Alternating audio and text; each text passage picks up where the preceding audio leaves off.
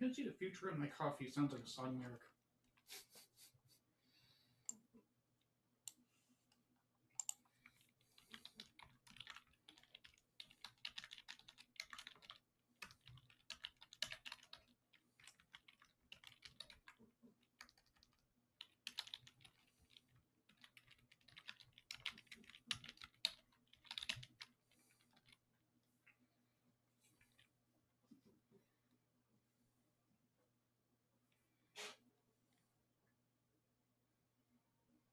Okay, Twitch.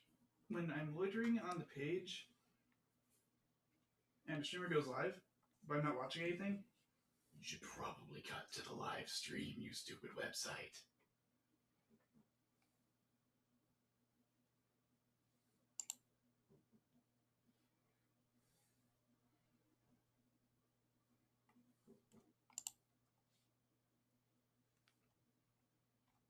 so stinky. Should not have to refresh page. The thumb.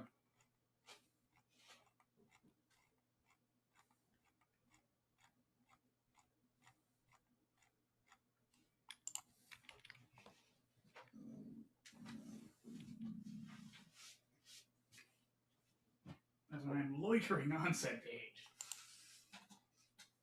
Lying in wait. What's that mean?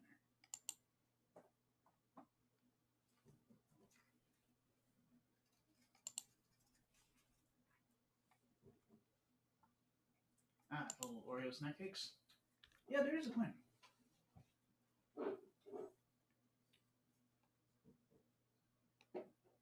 Who are you talking to? The ad account. I'm talking to the ad. Talk to the ad.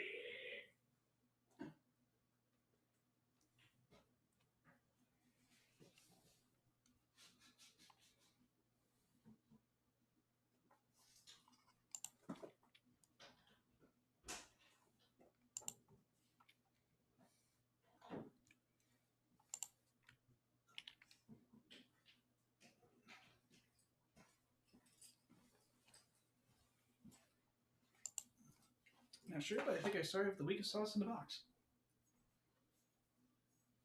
It has 3 peppers.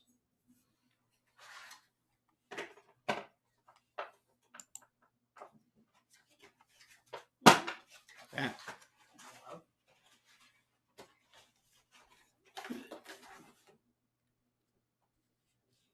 Peri. The black garlic sriracha sauce is weaker, and so is the jalapeno sauce. Peri peppers, Caribbean herbs, and a touch of lime.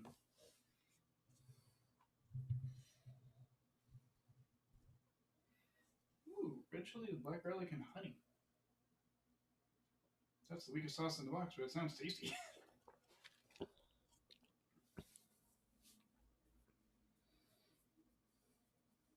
Got a touch of honey in its bottle as well.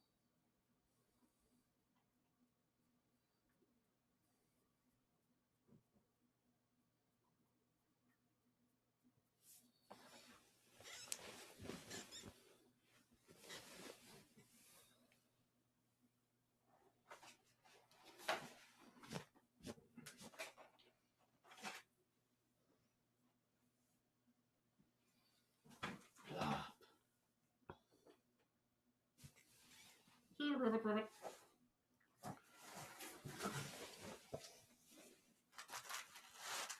Putting away my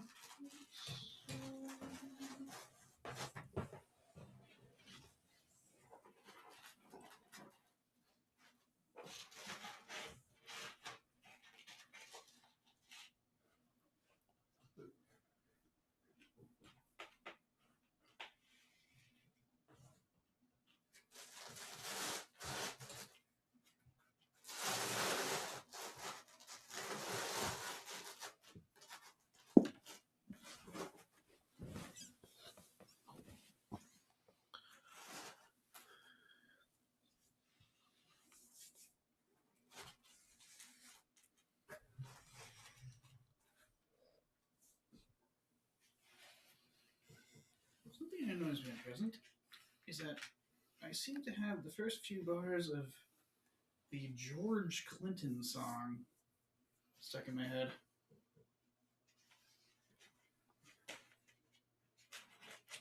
I don't know if that was just something that was sung on an episode of Game Grumps or if it's an NSP song.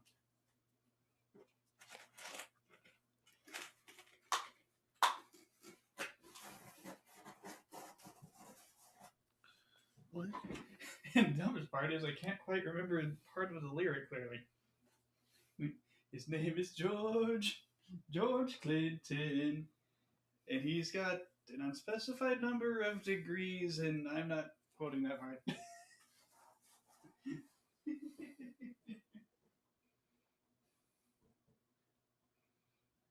What?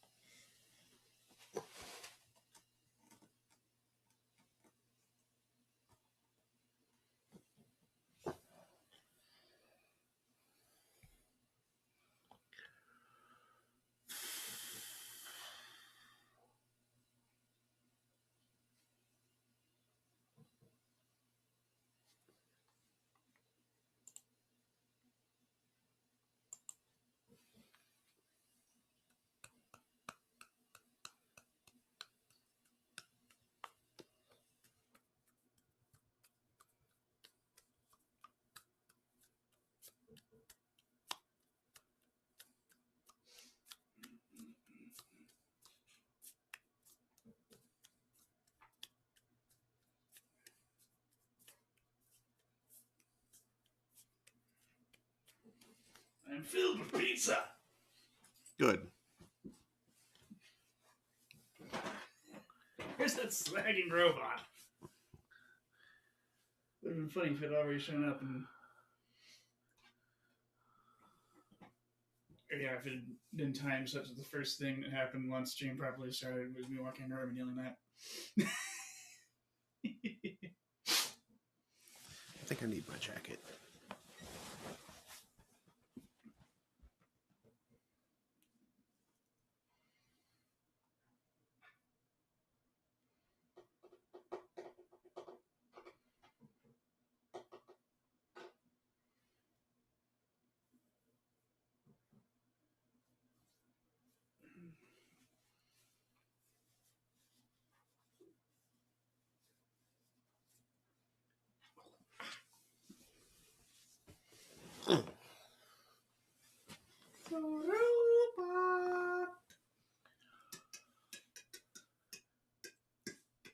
Come on, APR.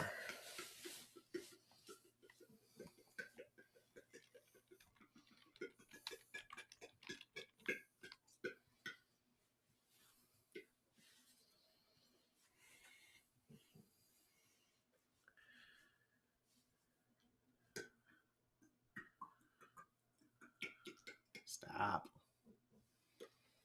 Robot.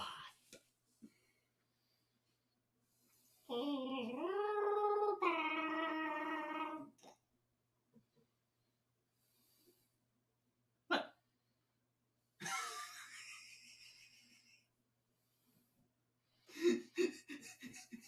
Was that unusually unsettling? It was unpleasant.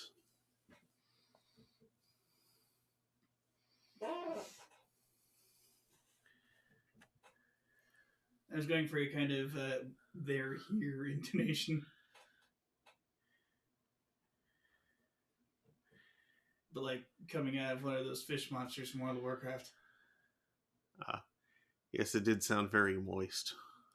Oh! Yeah, I mean, twas, but sounds. When you put it that way. Next year to say it sounded viscous. Not incredibly so. Unctuous. Like it was coming out of the mouth of something squamous. No, I wouldn't say that. Real good.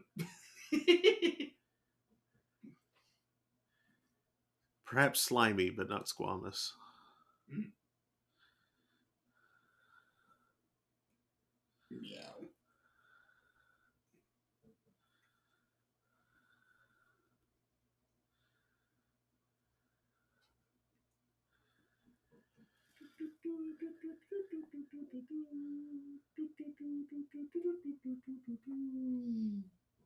Garfield?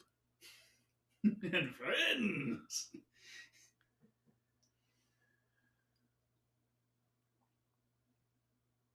Someone posted somewhere a 40k derp where the tech priest has recovered the Archaeotech. It's one of those Garphones from that one sunken shipping container. It's just emitting Garphones now until the sun goes out. Because there were so many in that container. Mm-hmm. We have poisoned the ocean with Garfield. I wonder if some of the first phones to turn up were technically operable. Yeah, before the saltwater managed to do like a huge amount of damage if you could like dry them off and plug them in. I think it was a pretty long time before they started washing up. Like a considerable amount of time passed between the shipping container going overboard and the first phones washing ashore. If I recall correctly. I would have expected that the container like breached on impact with the rock or something. But if there was like a big old delay, like did something go down there and open it? I mean, it may have breached immediately, but it didn't start emitting phones immediately. Or if it did start emitting phones immediately, it was... They floated around the currents for a little bit before they wound up washing up? Yeah. Something like that. Oh, like the rubber ducks used for something. Yeah. Tracking currents. Unintentionally, if I recall correctly. Like, I think a bunch of rubber bath toys, including not necessarily just ducks, fell into the North Sea or something like that. And scientists just use them to track the Arctic currents.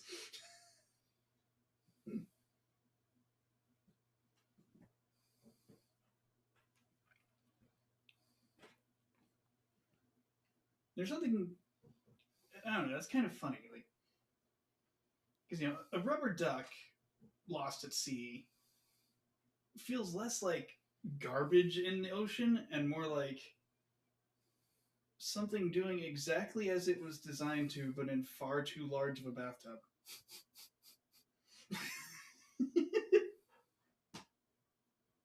There's the robot.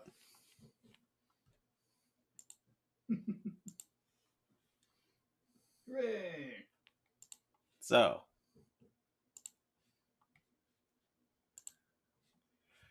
good evening, Internet. It is 8:13 p.m. on Thursday, January 30th, 2025. Welcome to Thursday Throne. I'm your host, Mark Amsry, DJ Amstrack. That's Daniel. And tonight, we're going to be continuing Deadly Premonition. Last time, we showed up in this small town in Washington, I think, Washington State, where a strange murder had occurred. And upon confirming a connection to a series of other grisly murders, we took command of the investigation. And that's about where we signed off. While being awkward and weird. While being awkward and weird, because it's very Twin Peaks. Honestly, I think our character just has at least one thing wrong with him. Probably three. I think most of the characters do. Or more.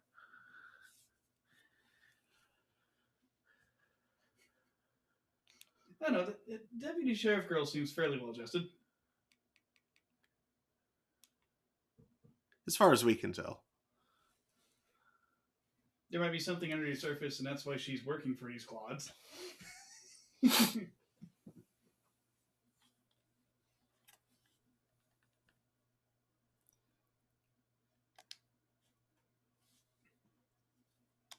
Yeah, this is definitely the weird.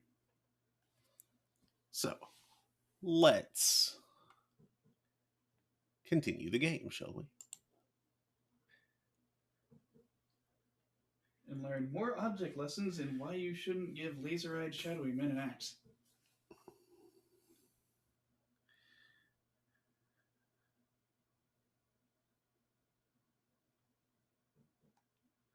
That's the guy that made you do those quick time events.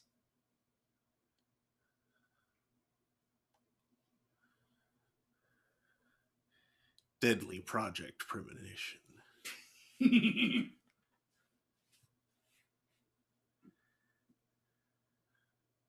That star looks like it's made of ketchup.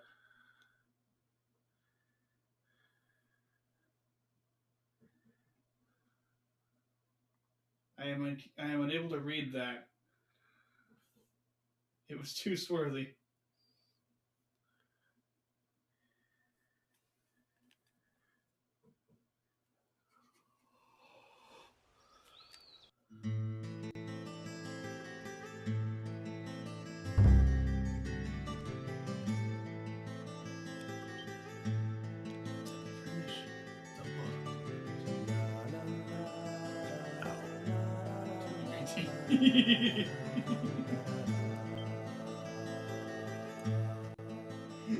That's dreadful.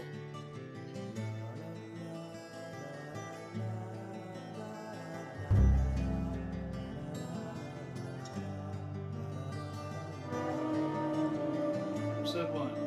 Racially profiled. Television?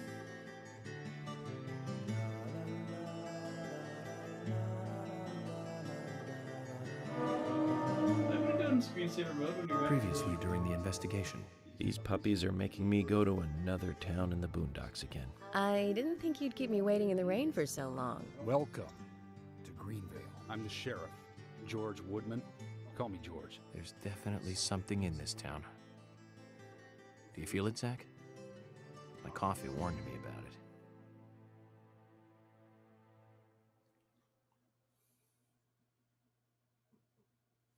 Greenvale. We're all mad here.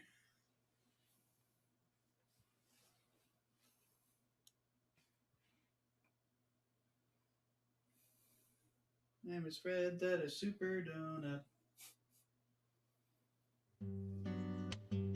The body was found in the Greenvale Forest Park. That's west from here, and too far to walk. A forest park? It's the pride of the town. It has a beautiful trail leading to a viewing site over Velvet Falls. Oh, that does sound fantastic. Show me the sights. That may have to wait. We promised to be there by 1800 to interview the first witnesses to the crime scene.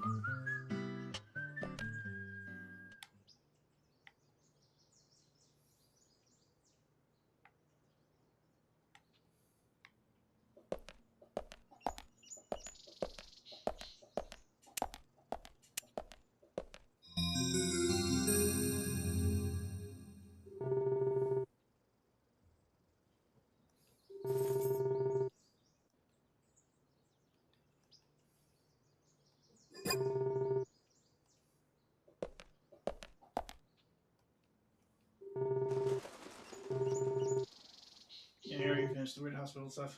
Yeah.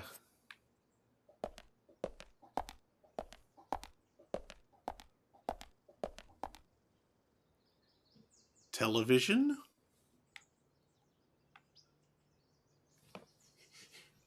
What is going on? I don't know, but the TV keeps on going into screensaver mode.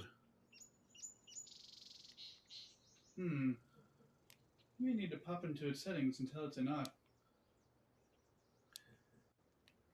Set to game mode, which should That's a disable picture that, mode. I thought.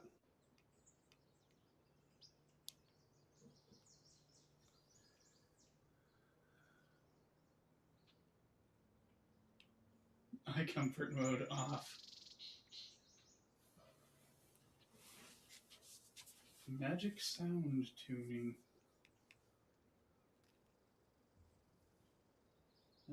General?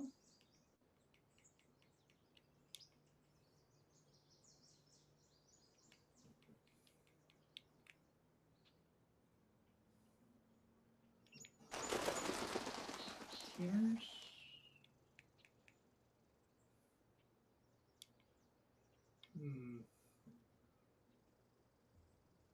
No.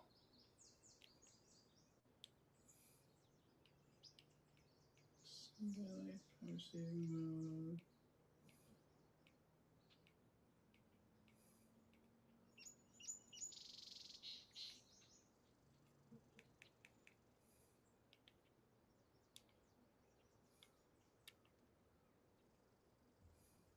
Where is that hiding?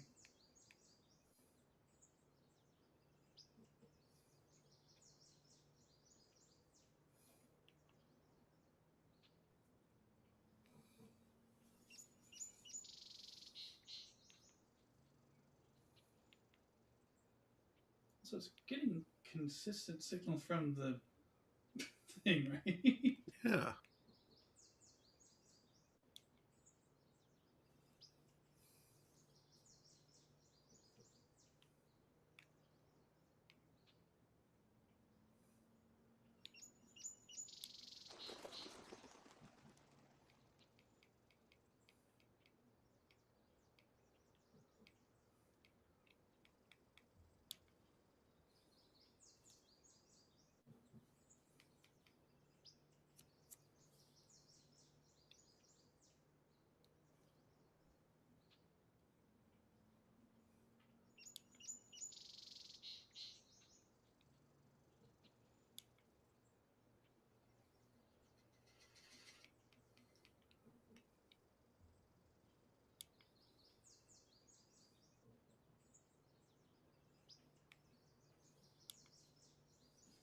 Is this strange new behavior?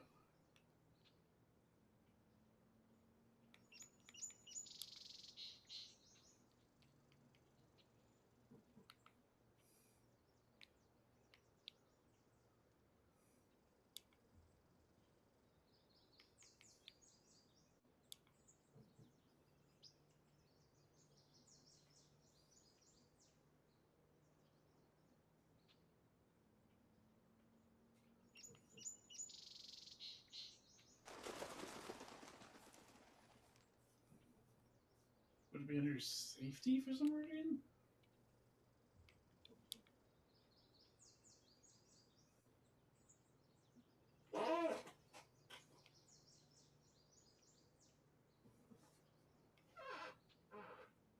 Reduce that impact noise.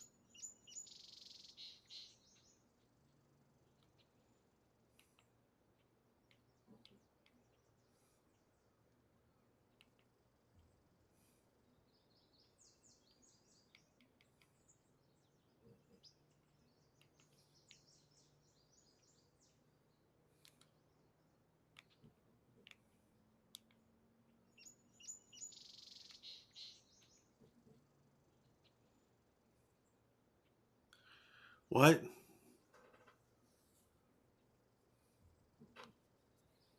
What?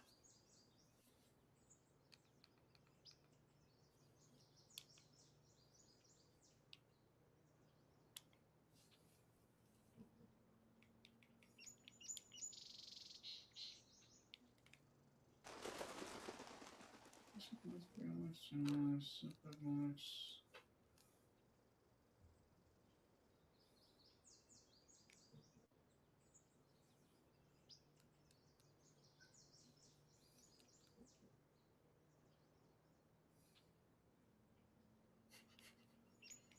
I'm very confused. Did somebody push an update to this thing that broke something? I don't think so.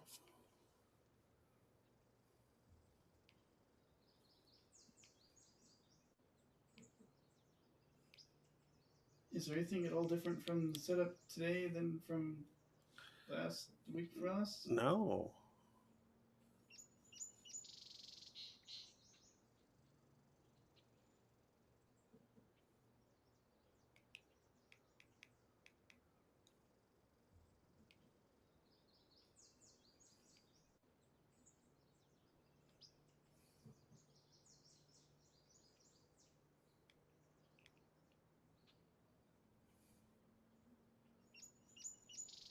Such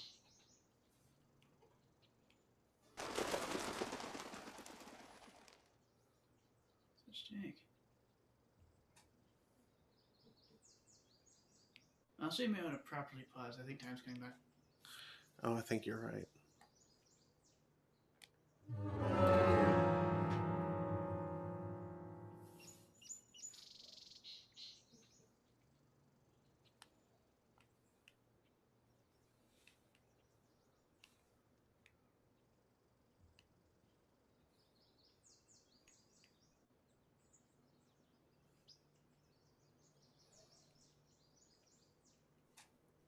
The deer is alive.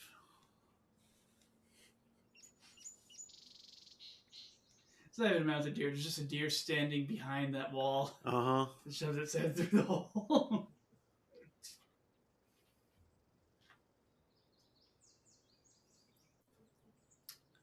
How did he do that with his antlers? Don't ask questions. Don't question it.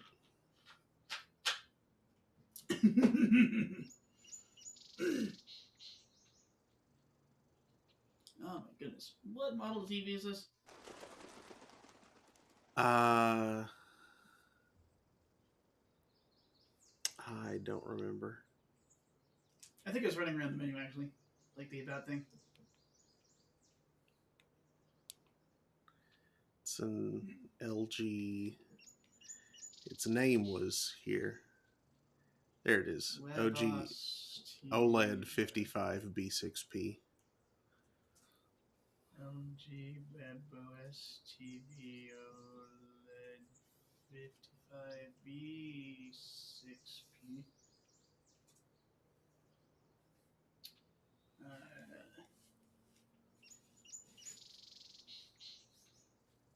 Screensaver settings. Yes.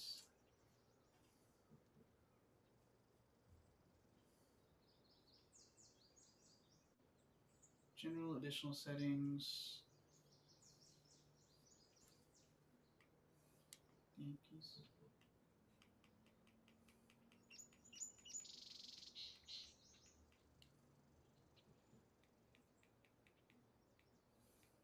Home settings. Yeah. Settings gear, general additional settings. Navigate to home on your remote and select the settings gear icon.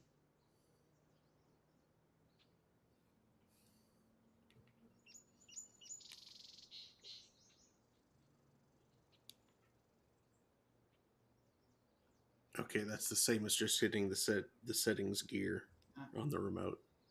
Select all settings, go down to general, select the screensaver option. What? Yeah, it wasn't there.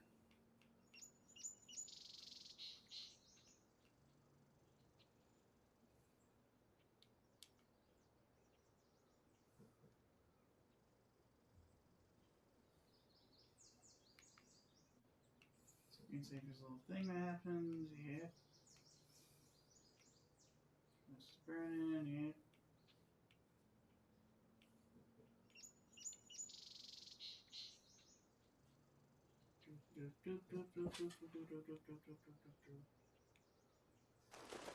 Ooh, settings all general screensaver.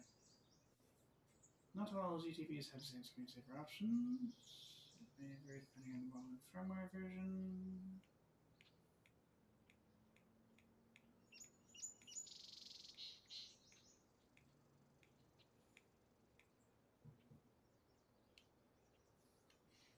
Here's a person whose TV doesn't have a screensaver option. Like we appear to. You know, you silly search. I gave you the exact model because thing.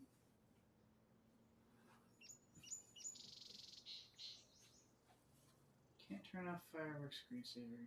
That sounds like it's in start. LG WebOS forum 55B6P. Oh, that's accurate, isn't it? It starts to show the black screen of fireworks every 5 minutes if I don't press a button on the remote. Feature built-in TV. Yeah, yes.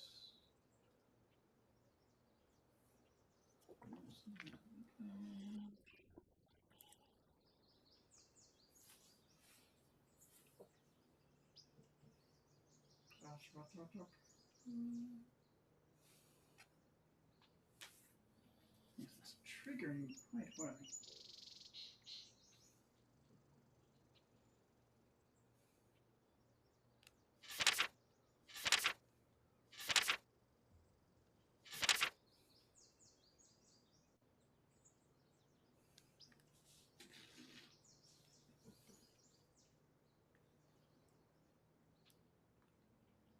Okay.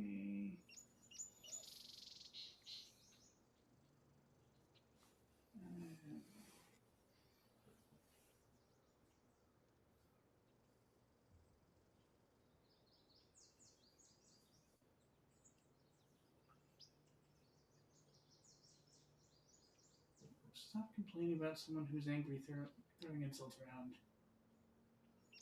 Do you fools have an actual solution? Oop. And there goes the screensaver again.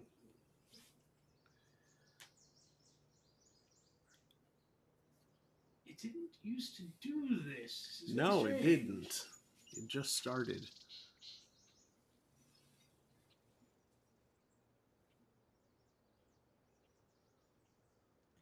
Like it's never done this on a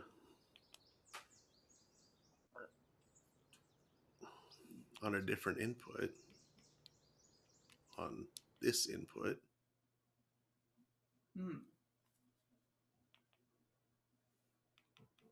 Yeah, what's our current input there? This one.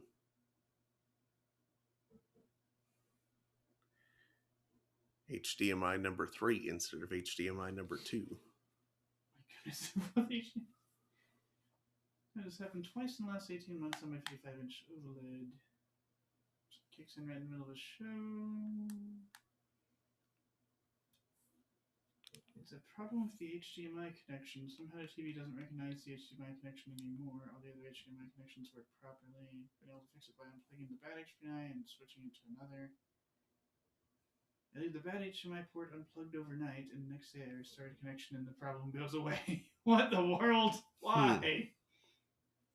To verify this is a problem, go to the screen where you name all the connections and choose the bad HDMI. The TV will not switch that connection.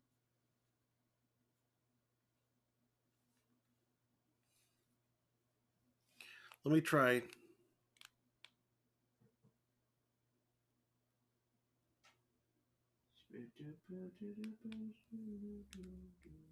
Switching off and on again. Yes, burn-in protection shouldn't kick on unless it's not done anything for a while.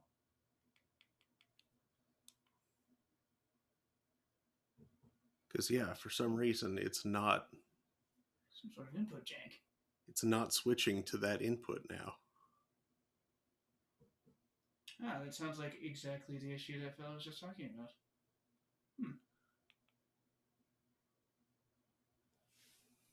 Huh.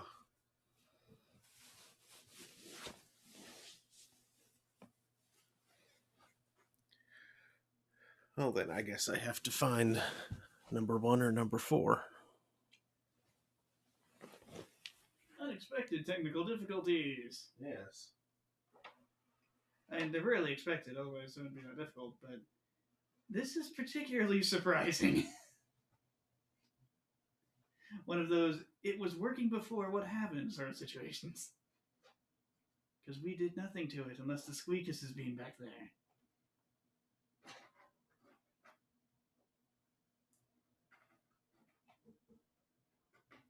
In which case it's possible the connection was literally loose.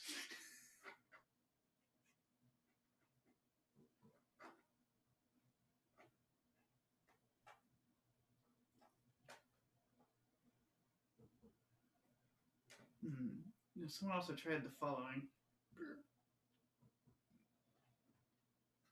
Setting Quick Start Plus to off, turning the TV off and then on again, and then potentially toggling Quick Start Plus back on.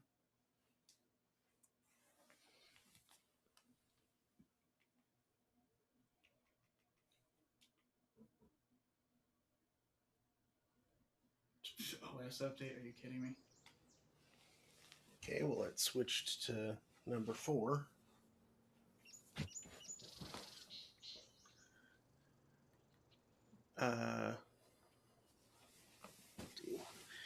Can you make sure that the stream audio is fine now? That didn't screw with it? Sure, I'll have to go and headphones.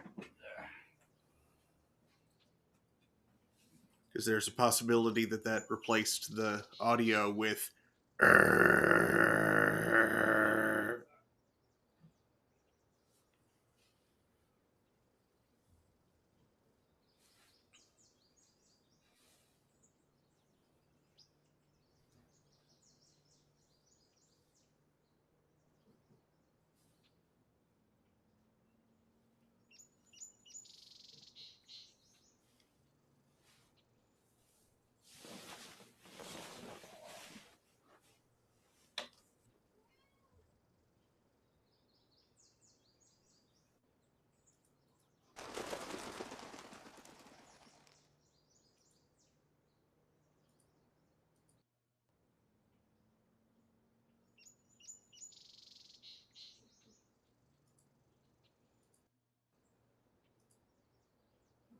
Okay, it's fine. I checked it from here.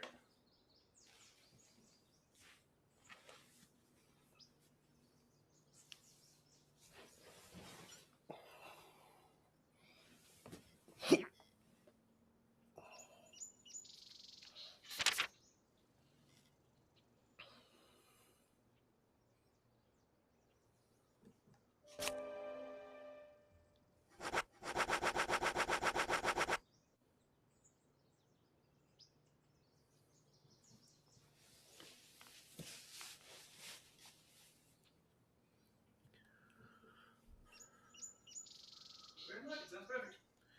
Yep.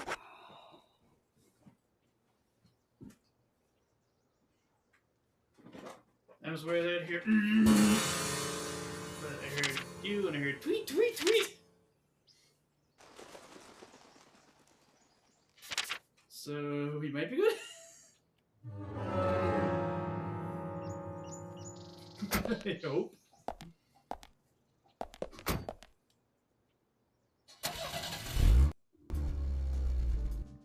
Agent Morgan, if I could just give you a friendly warning. Are you really upset about me taking over the case? I have the authority approved by the FBI to assume command. I understand you don't like it, but you will follow my orders. I'm not disputing FBI authority, but this is our town. You won't get far alone, and you gain nothing by antagonizing me. It's part of my personality. I just do things my way. I can take you off the case if you wish. Stop it, you two. We need to solve this case, not bicker among ourselves.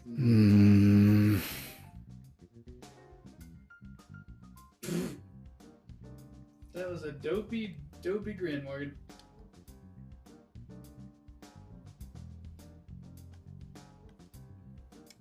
Sheriff.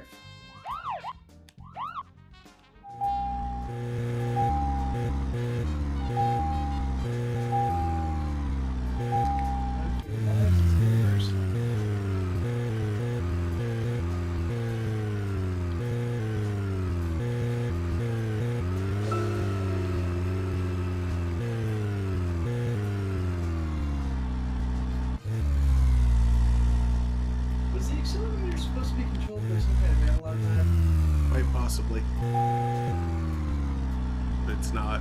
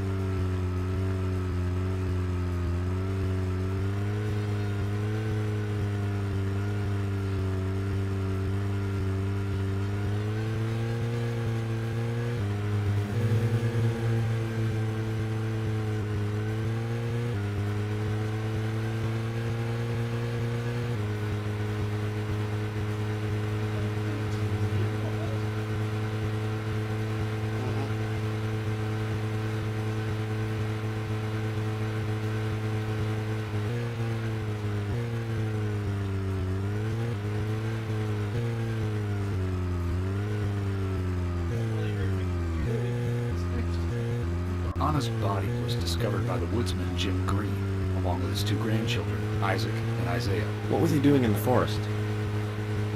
Just their daily routine. They found Anna's body during a morning walk. So you've talked to them already? Not officially. Not yet. Not yet.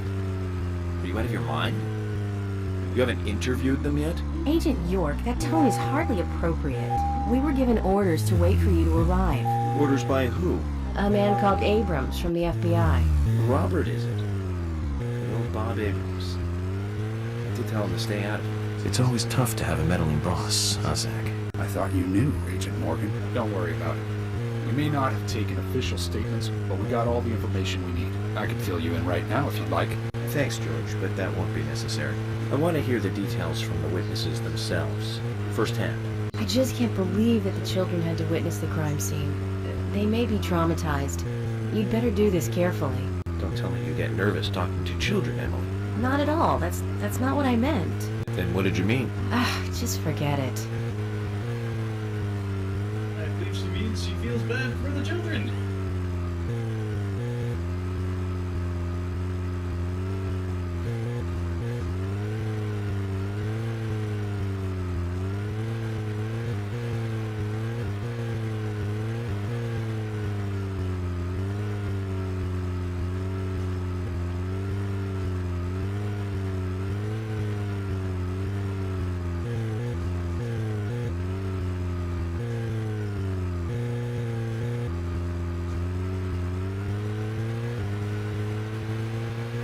This kind of feels pretty creepy.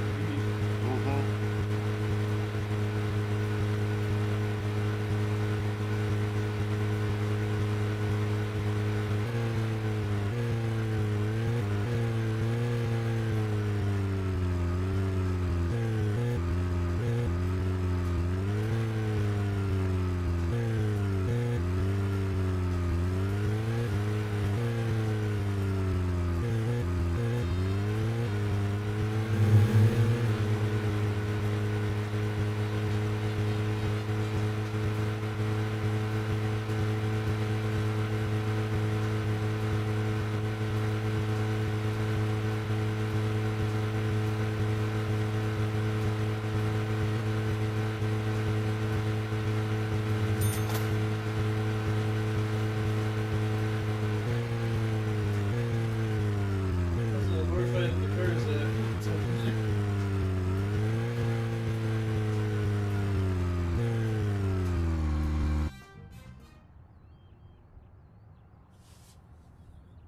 Oh, hey, Phil.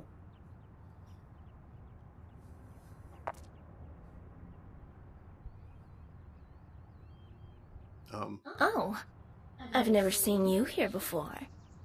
You in town to see some sights?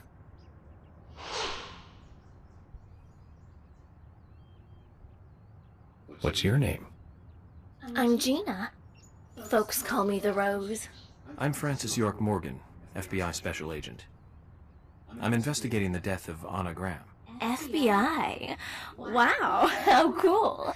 And oh, I like that scar. Do you have any info on Anna or any suspicious individuals? Ugh, I hate that complex stuff. Let's have a more simple conversation. Simple. Yeah. Do you want gas or not? Uh-huh.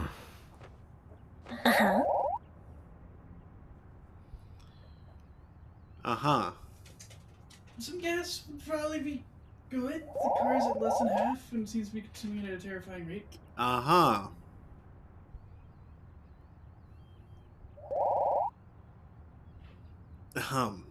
Miss, please.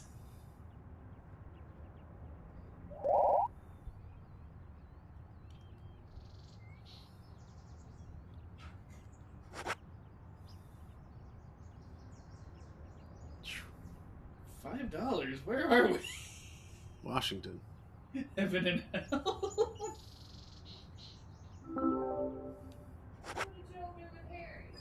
Nothing. Literally nothing. I don't know. Napping or something?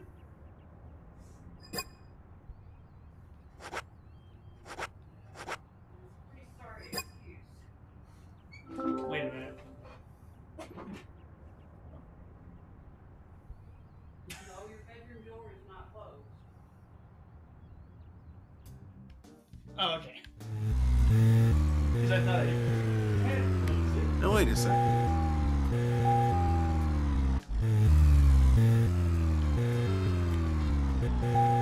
My fuel is still only at 41%.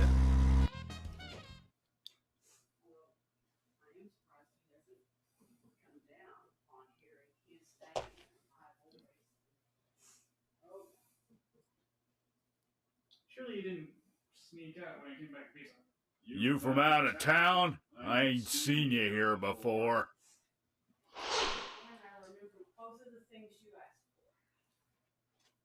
I'm Francis York Morgan, FBI Special Agent. I'm investigating the death of Anna Graham. Do you have any info on Anna or any suspicious individuals? I ain't got nothing to tell the cops. What about the FBI? Shut up. At least give me your name. I'm Jack. They call me Raging Bull. That's a manly nickname. Shut it. If you're a customer, act like one and shut the mouth. Huh?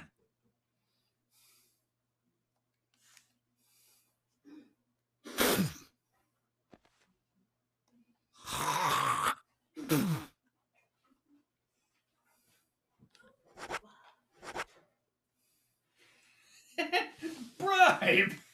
Wow, what a... Yeah, apparently I didn't actually get gas.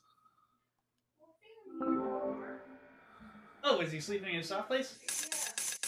Okay. He has a weirdly high passive stealth rating. I might come back and do that later. Or maybe not. Oh, I need to do a work thing. Real quick. Or maybe so. This one. Because I hit buttons.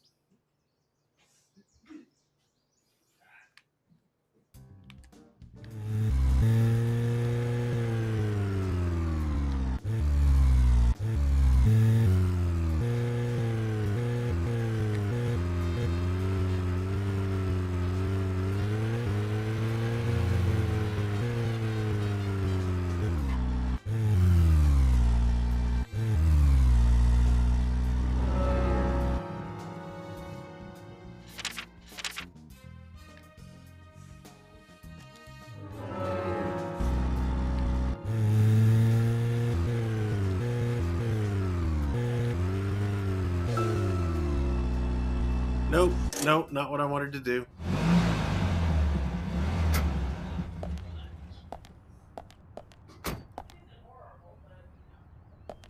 If you're wandering off, then we'll go on ahead.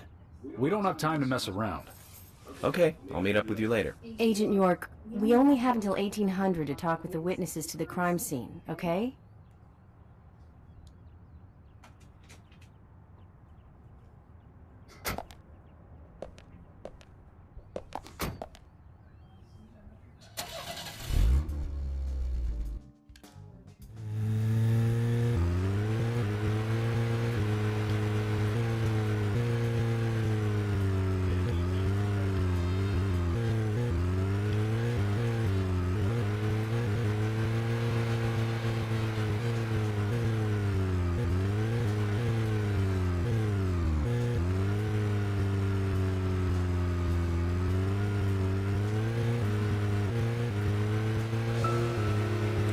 Speaking of 80s movies, one jewel in the rough springs to mind. Deadly Spawn. Do you remember that one, Zach? Back in '83, directed by Douglas McCann. Right, it was filmed pretty cheap, but still it was pretty good. The monster design with the mouth crammed full of teeth, I loved it. So many delicious B-movie cliches. Oh, good, you got the gas. Did you know that they made a sequel? But I never got to see the sequel. The rental store didn't have it for some reason. They said the staff for the sequel was totally different from the original. Wonder how the sequel turned out. You know, the monster in that one responded to sound. Wait, Zach. Sounds a lot like the movie Tremors. I think that one was back in '89, directed by Ron Underwood. Now that was a great role for Kevin Bacon. Masterpiece. Zach, that one had sequels like crazy. I remember there was a fourth one. I've only seen the first one, though. There's a big like series of stuff.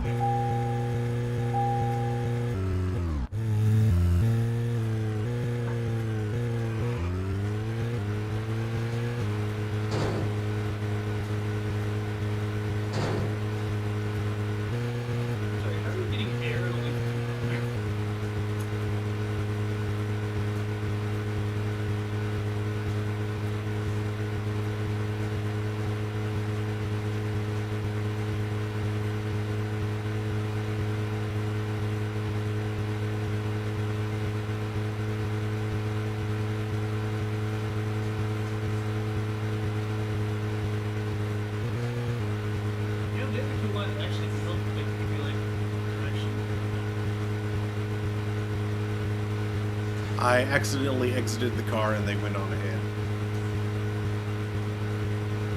Oops. The danger of this person No, I was trying to hit talk, but then I accidentally stopped and the talk became get out of the car.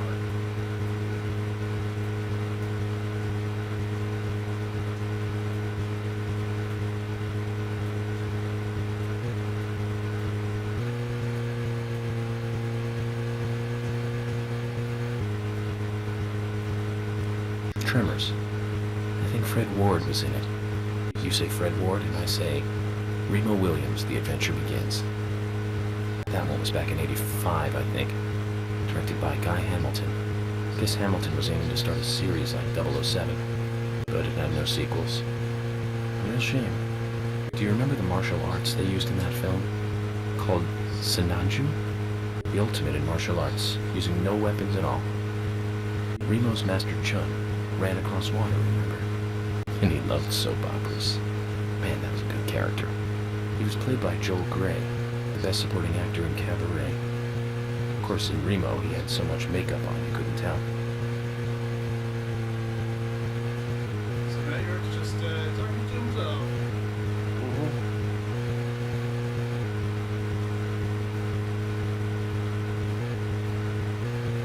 Mostly I forgot the Premonition.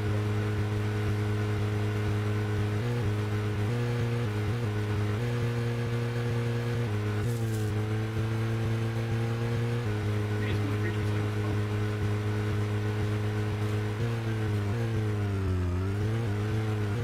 Really unfortunate. After this box.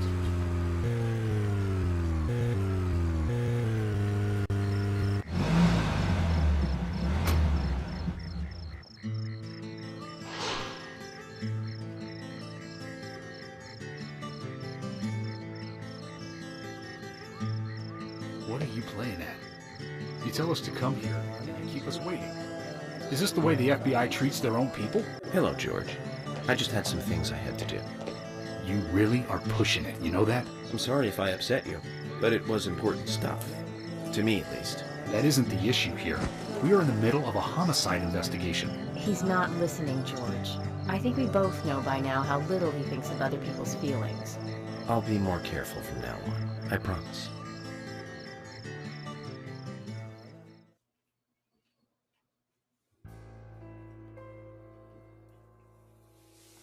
I'm FBI Special Agent Francis York Morgan. Please call me York. It's what everyone calls me. And you are Jim Green? That I am, son. I keep these woods.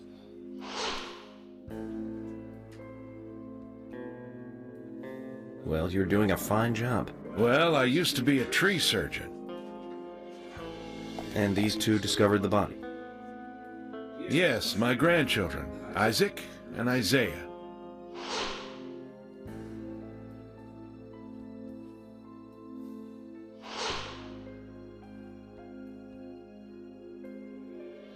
Zach, you see that?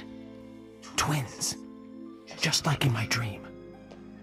We gotta keep an eye on these two. I'm sorry. Could we talk away from the boys? I want to help your investigation, but I don't want them to hear this. Very well. Emily, please. I'll just take them over there then. Thank you. Hold on. Don't do anything without asking me. These children were the first to witness the crime scene. I want to talk to them. Come on, they're just kids. They have no idea what really happened to Anna. That doesn't matter. You agree with me, right, Zach? How heartless. Do you ever think of other people's feelings, ever? Emily's right. That's stone cold, even for the sake of investigation. Children see things in pure, simple terms. They may have seen something we adults would never spot, and they are here at our request as well. We could at least chat with them and see if they want to make a statement. Are you serious? I never joke about matters like this. Oh my God. Don't worry. They aren't as fragile as you think. Look at them, standing so upright there.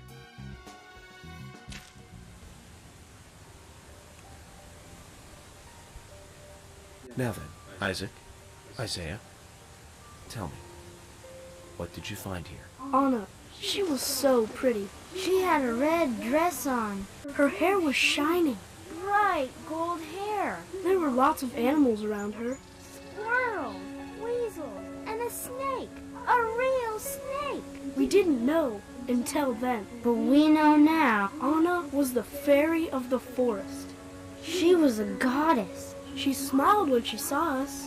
She looked so happy. That's right, Isaiah. She was a fairy. A goddess. I'm sure she is playing with those animals even now. Of course she is. Yeah, of course. Most useful information, boys. Well, Emily, you can take them now.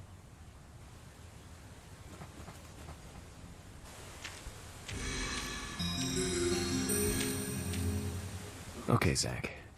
This is where Anna's body was. And that means our unsub, our unknown subject, was here too. So, what happened here?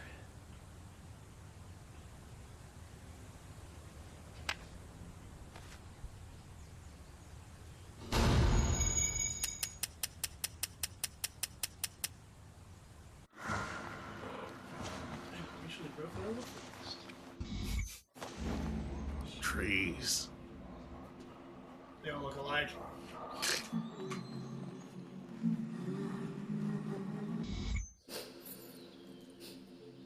Oh no. Ow! Crap! Jeez! I hate this. Why did it come to this?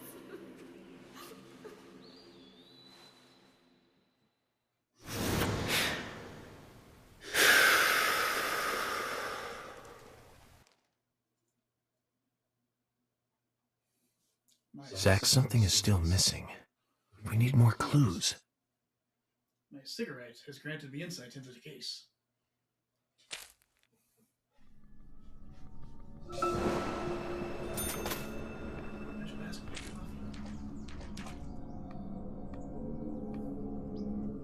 coffee. Zach, look, the depression on the grass. I think we have a clue. 2 bent pieces of grass. Wow. Oh yeah.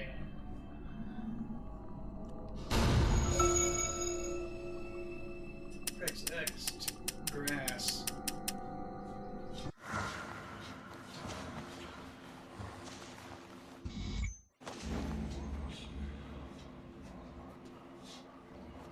There's Mr. Laser Eyes Mechanics.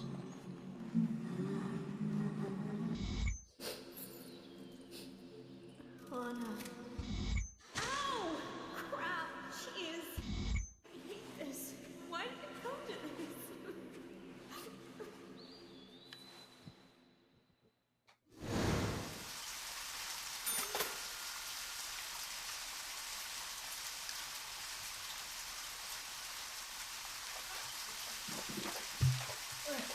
Would you guys pour some cinnamon sugar popcorn? Sure. Warning, contains milk and soy. I never really too. What doesn't? That's pretty good. Smell like ginger.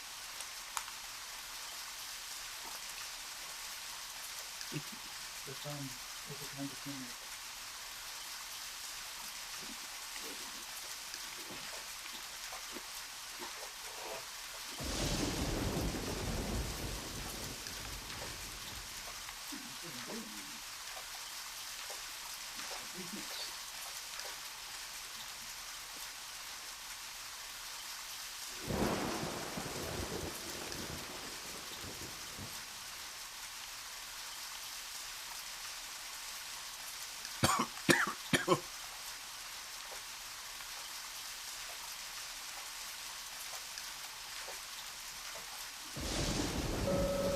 I can definitely get some sleep here, Zach. Oh, there's something up there behind the pile of crap. Mm-hmm.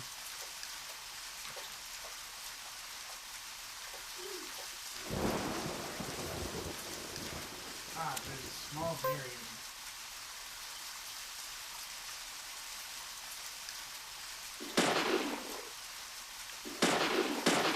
Talk to the other witness before you start doing weird things.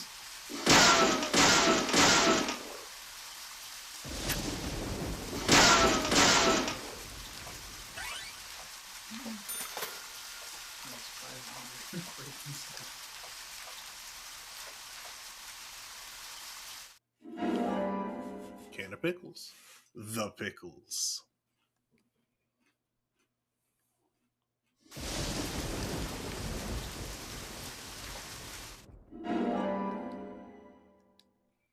Infinite pickles.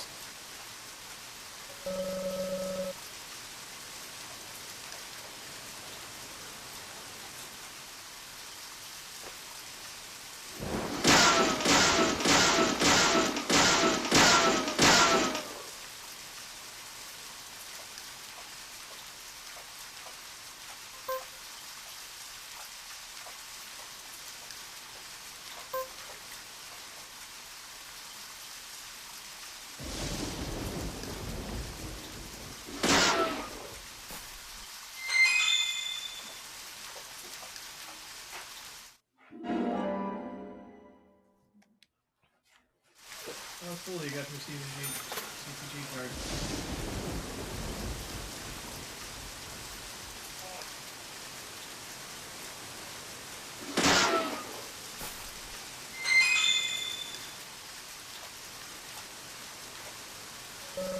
A broken stiletto heel tip. I can't believe anyone would want to wear such things into the woods.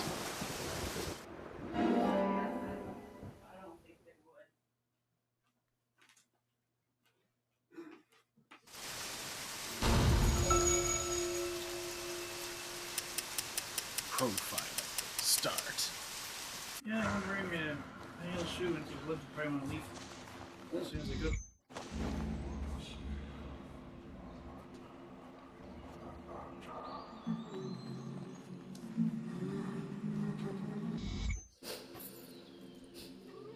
Oh no.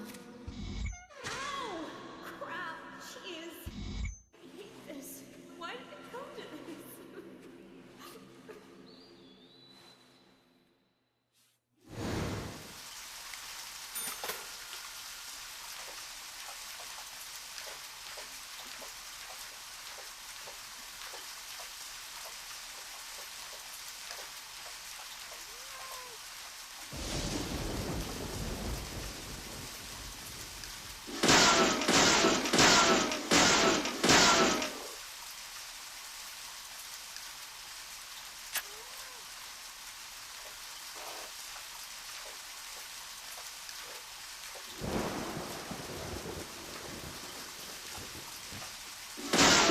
Yeah.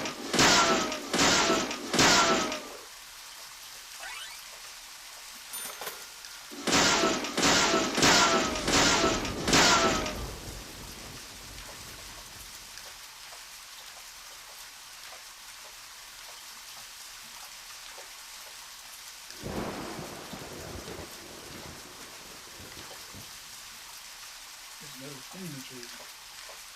Well, you're right.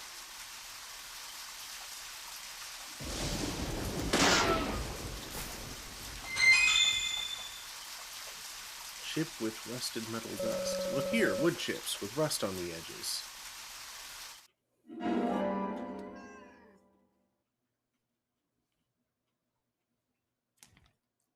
Get ready to racially profile.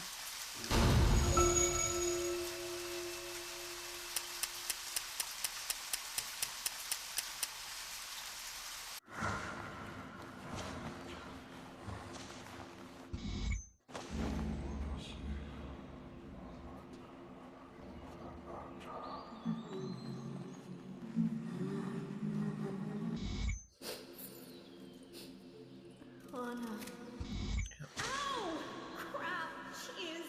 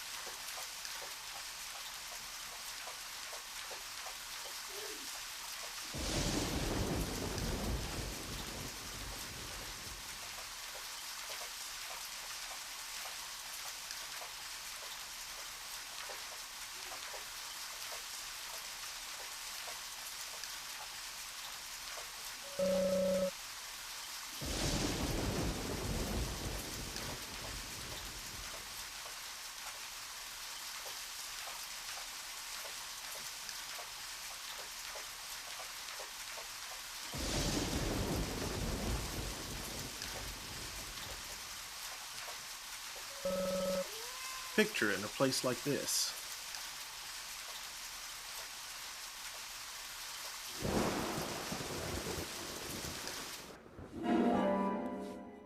Picture of a vest with holes. Like, for the arms?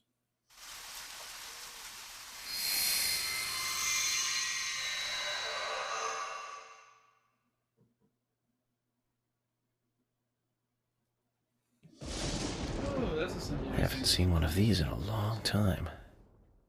It's upside down. I guess this is meant to be an anti-peace sentiment then. These holes on the ground were made by high stiletto heels all around here.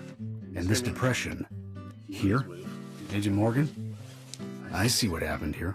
He hung her from the tree and put on her shoes. He was really enjoying it. Sicko. And he knelt down. And disgusting.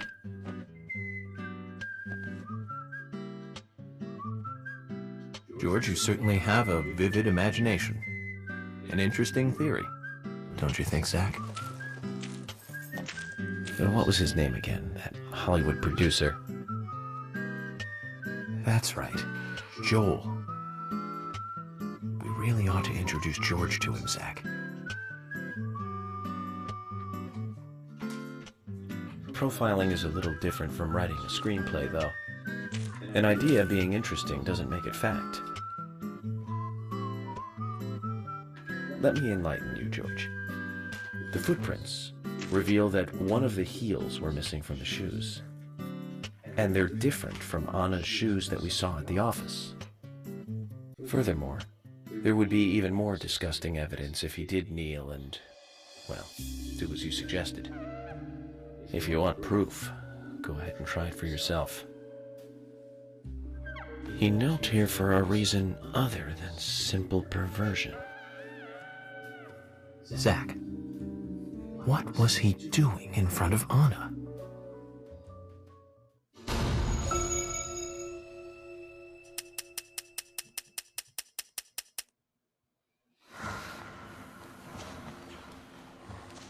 Amy, please move.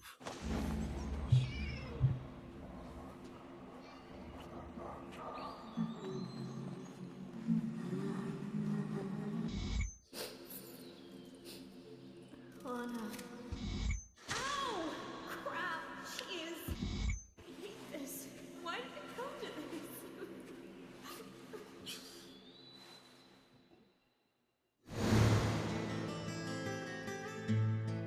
Now I get it.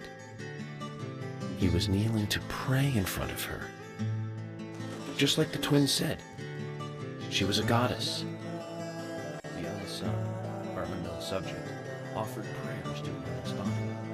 Its bitten out tongue, massive body wound. Once dead Anna was transformed from an object of despite into one of worship. So who is Miss Stiletto Heels?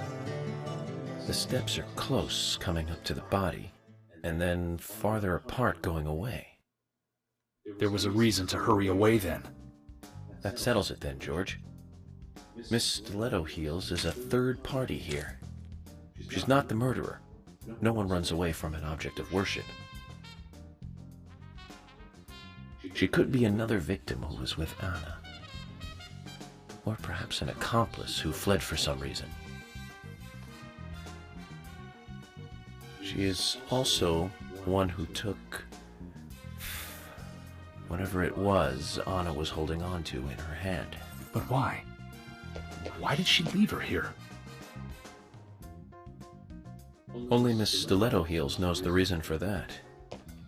She might know something about the man with the reversed peace mark, too.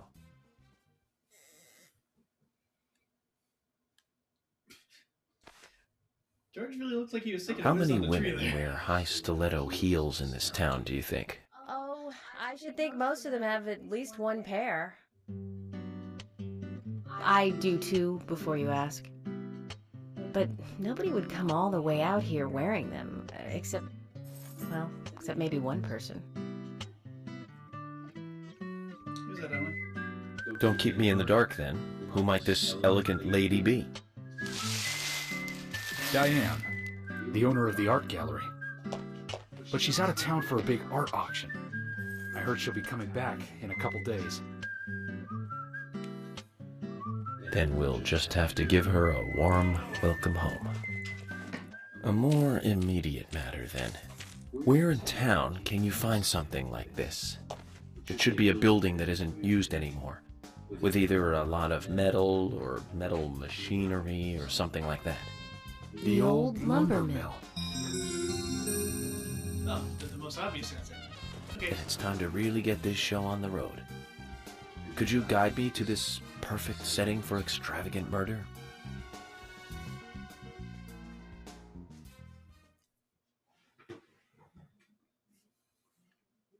Also, they're really not going to talk to Mr. Green?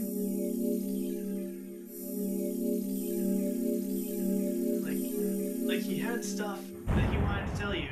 Mm-hmm. But York's like, no, I want to talk to the kids first. And he doesn't talk to the old guy at all. Like, why not both?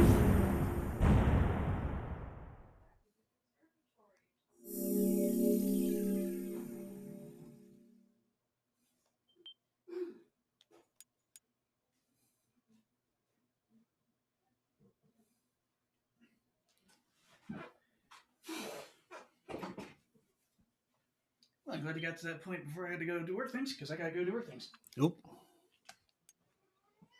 I'll say anything else. The lumber mill is pretty far from here. If that's where she was killed, why would the killer go to all the trouble of carrying her all the way here? I don't know yet. My profiling instincts tell me one thing is for sure, though. The unsub's personality is totally different before and after the crime. The unsub killed her in a brutal, horrifying way, and then displays powerful adoration after she's dead. Something close to love. That could well be the key to all this. I will say this, though, George. Profiling is a risky business. Of course, if the unsub planted those stiletto footprints himself, well then, everything I've just said falls apart. But there's no evidence that he left those stiletto footprints. I'm sure we have Miss Stiletto Heels to thank for those tracks. All I can do is deduce the unsub's feelings in light of the evidence, and carefully figure the unsub's MO, modus operandi, his way of thinking. It usually unveils something that a normal forensic analysis may overlook. That's my way of profiling. It's not for everyone, but it works for me.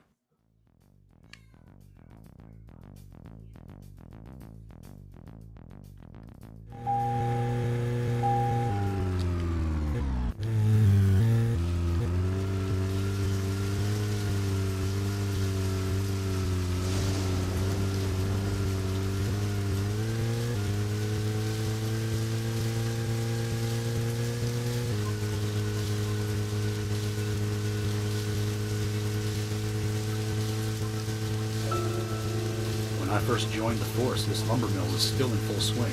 It closed up right when I first moved here. And now it's totally abandoned. I presume so.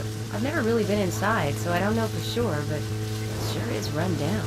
Deserted buildings are perfect for criminal hideouts and activities. I keep telling Harry to have the place torn down. Probably a little late for that. After all, it's already been used as the site of Anna's murder. We don't know that for sure yet, Agent Morgan. That's right, from your point of view. But the perpetrator selected the lumber mill. Agent York, you seem very confident about this. Confident? No. Confidence is a sweet spot between being rude and hopeless. I'm just drawing natural conclusions from the facts that we've seen. That sounds exactly like being full of confidence, at least to me. And to normal people with common sense. Common sense can be the opposite of fact sometimes. Bear that in mind. Oh, I will, Agent York. Thank you for another pearl of wisdom. Either way, we'll know for sure by simply going to the lumber mill. So keep your pearls of wisdom to yourself, and let's hurry. Well said, George. Can you step on it, Agent York?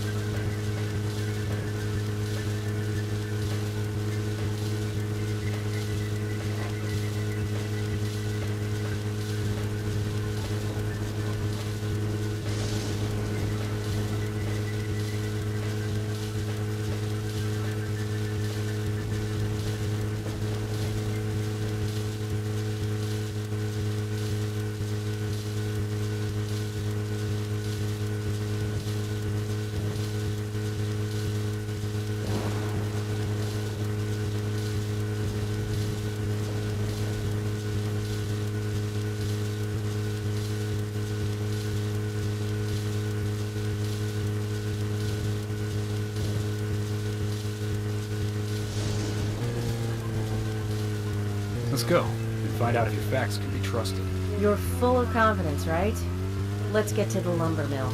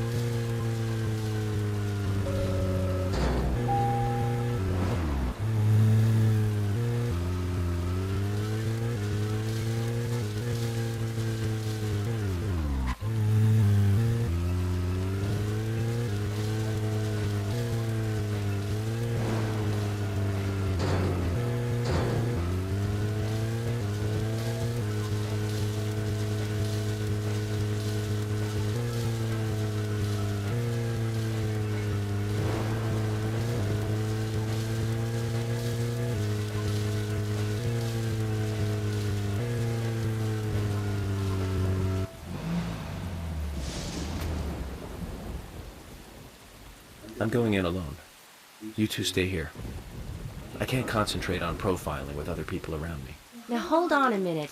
We're investigating this case together. Listen, I can't risk the crime scene being compromised by you two. What are you saying? You're not the only professional law enforcement officer here, Agent Morgan. We know how to secure a crime scene. I'm sorry. That was rude of me. But this is how I operate. Furthermore, Yes? Furthermore, what? to me, the outsider FBI agent, every citizen of this town is a suspect. You two could be in on this whole thing for all I know. I have to keep suspects out of the crime scene. How can you say such a thing? Is he making fun of us? We should have left him behind and come here by ourselves. You're right. I've never been so insulted. I'm sorry, but I'm just doing my job.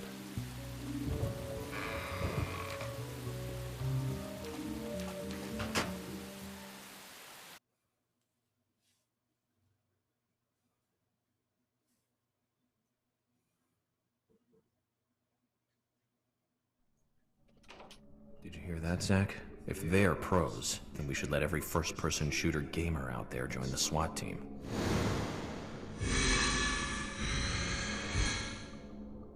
Zach, they're here.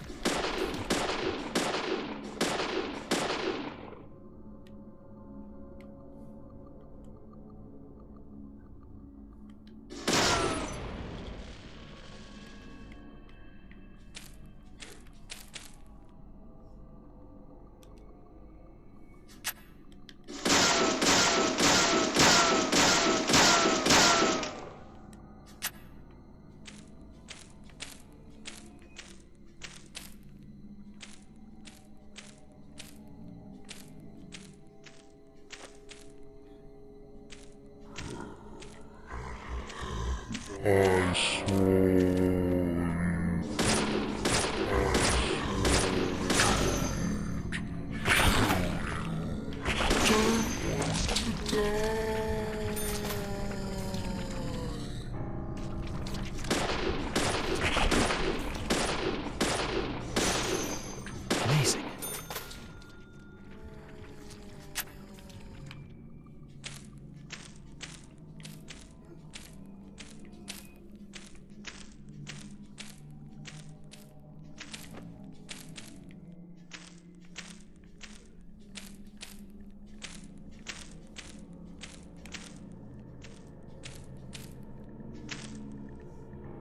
No, Remy.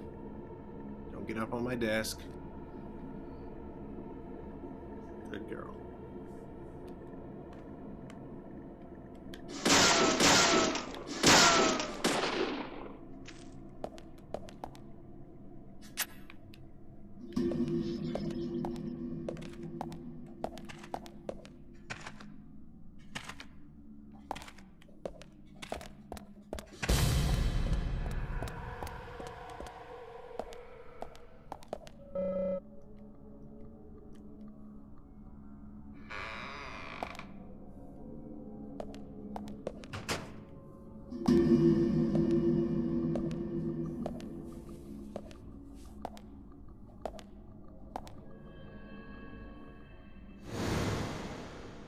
Just as I thought, Zack.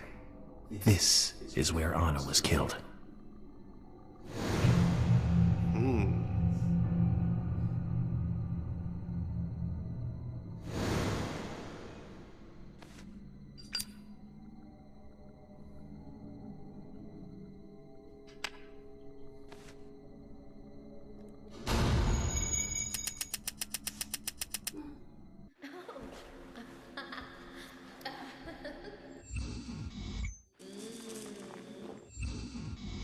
Hey. Come here.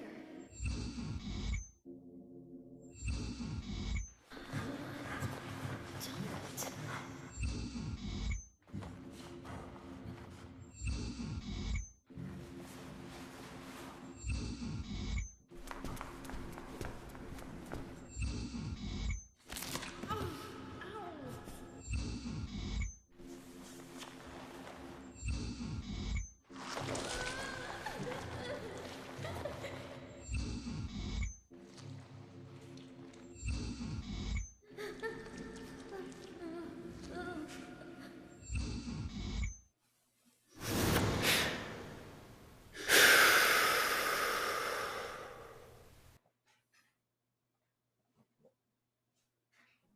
Too much noise. We're still missing a vital piece of the puzzle.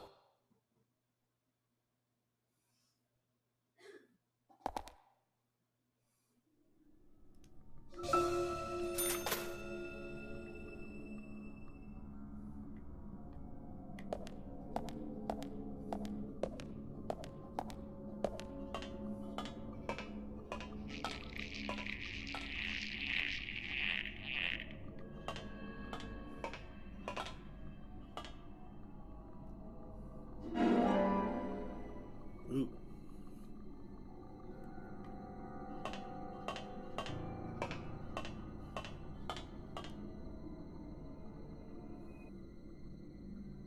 Zack, it's almost like an altar. Was the murder some kind of ritual?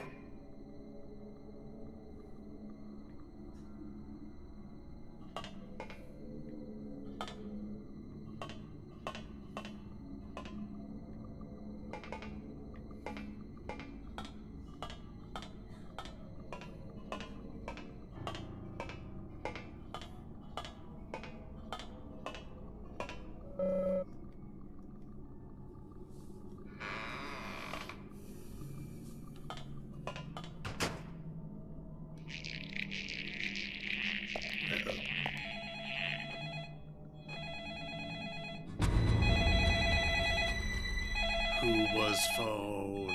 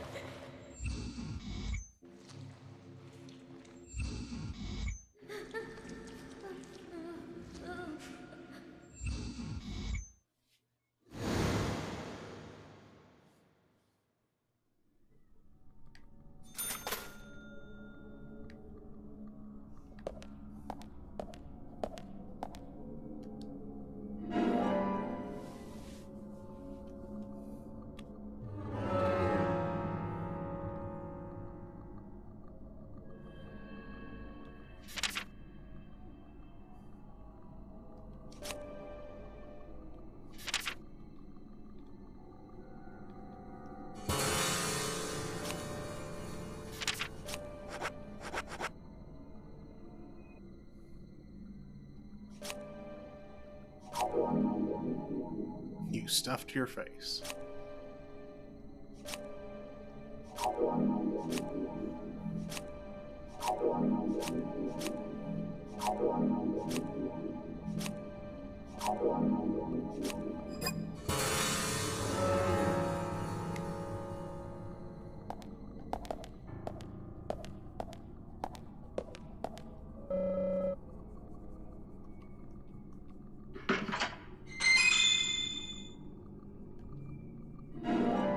Key to the engineering section.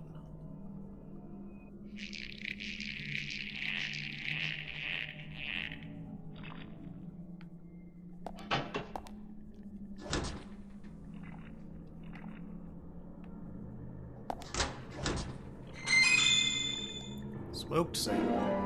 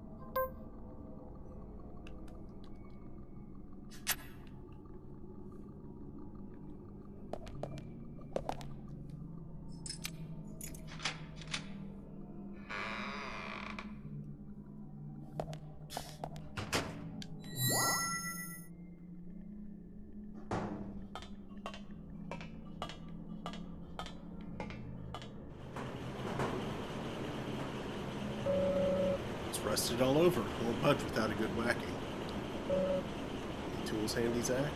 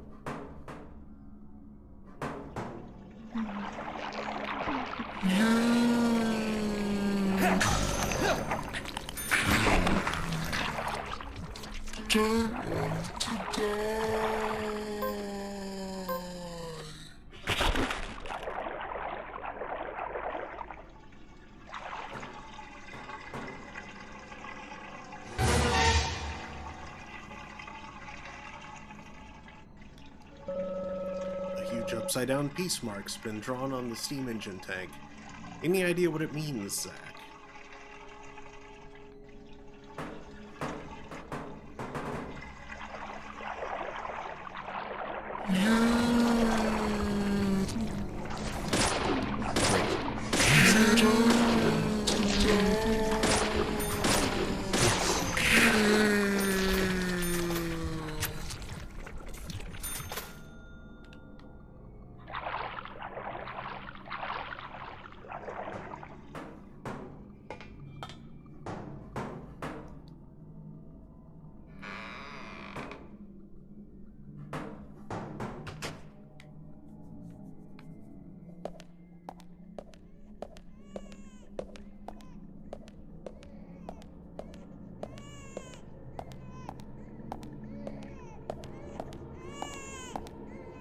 Baby?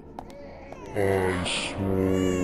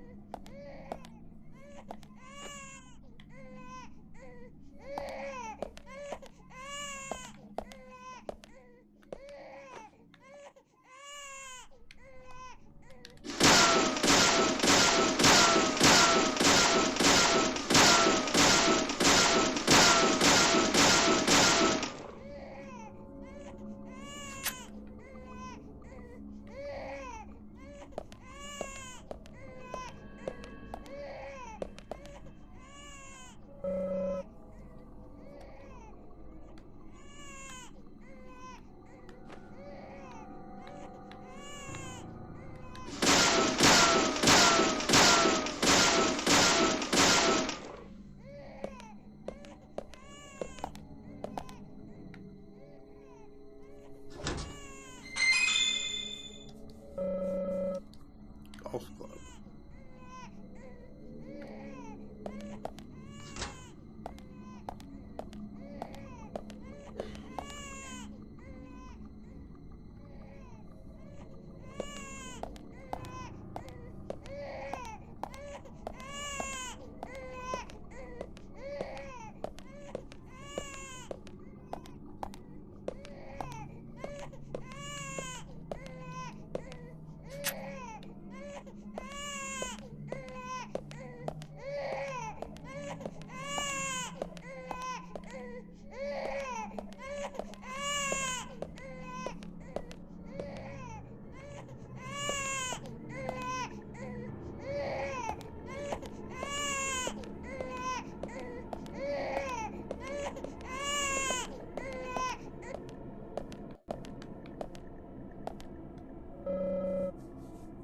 It's full of murky water, a sickly blackish red color.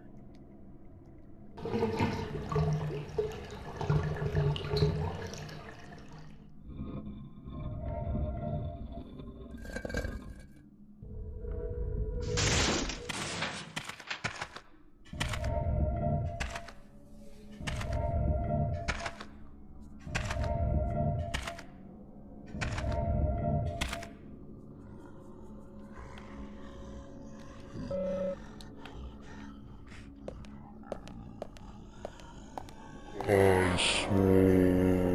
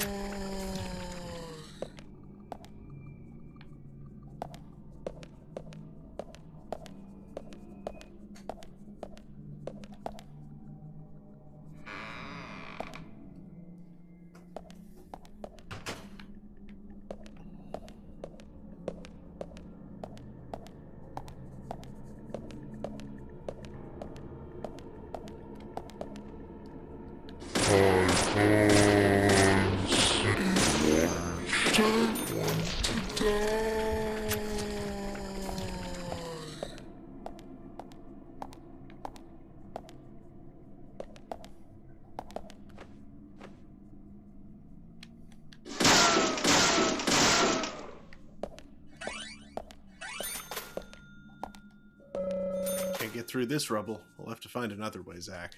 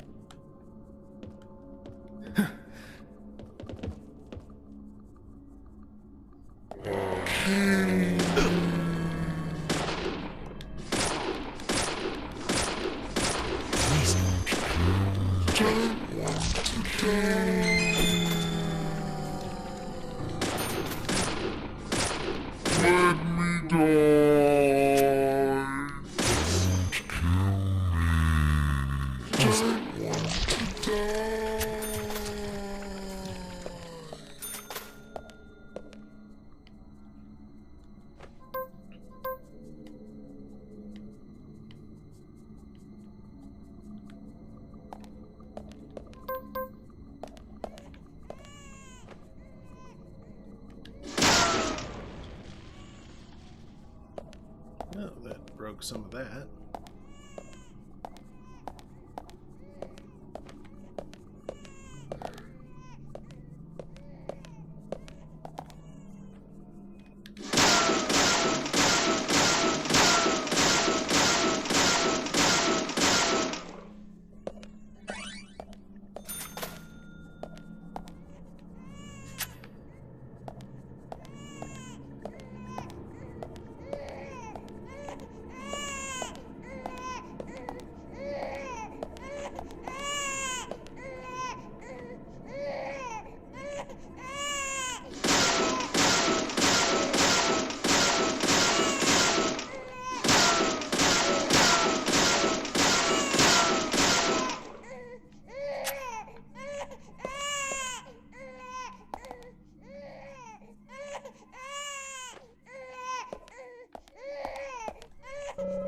There's some light coming through between the lockers. Feel like peeking, Zach?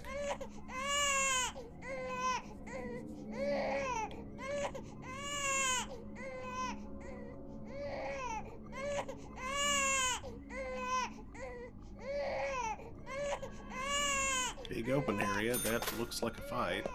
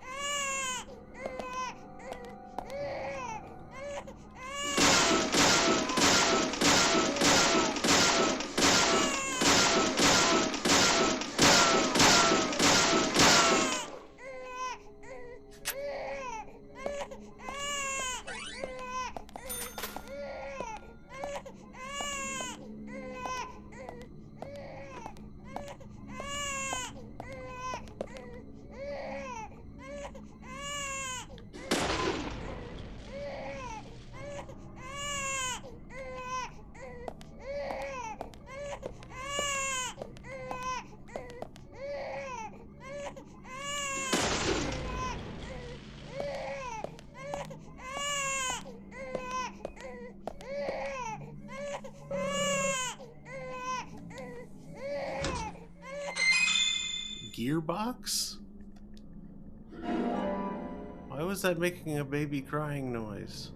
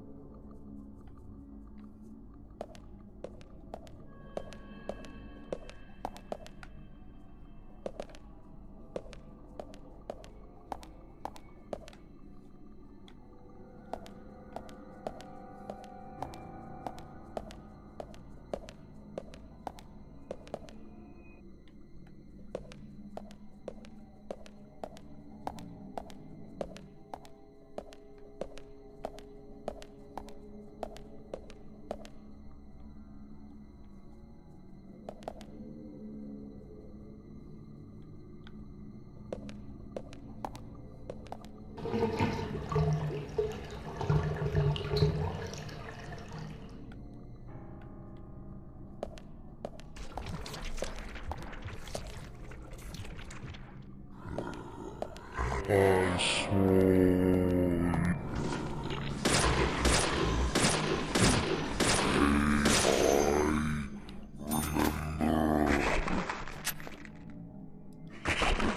Don't want to die.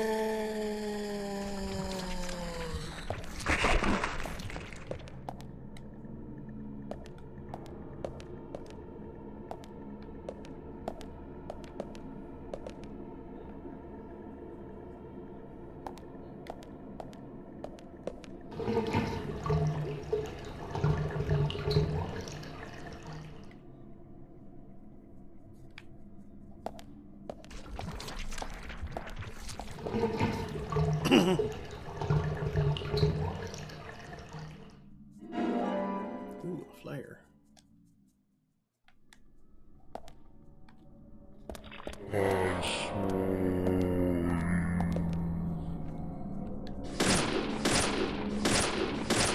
Let me. Don't want to die.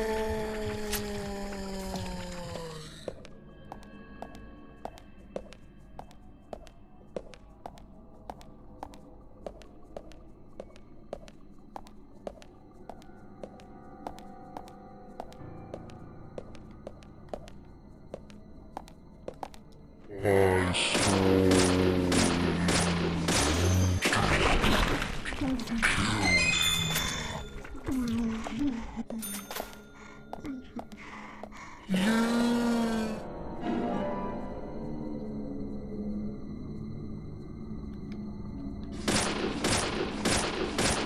Coffee.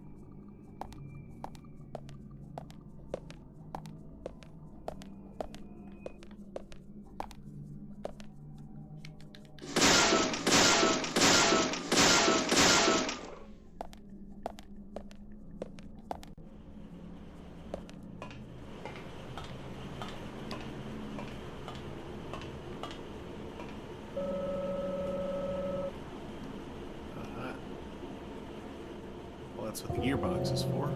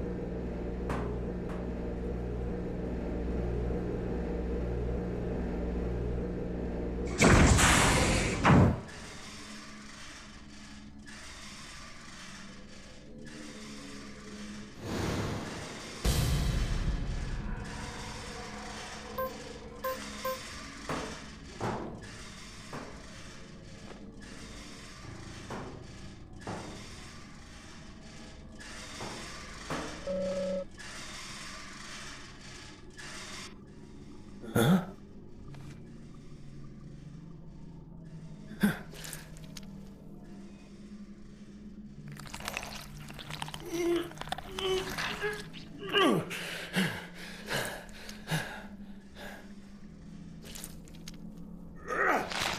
Ugh.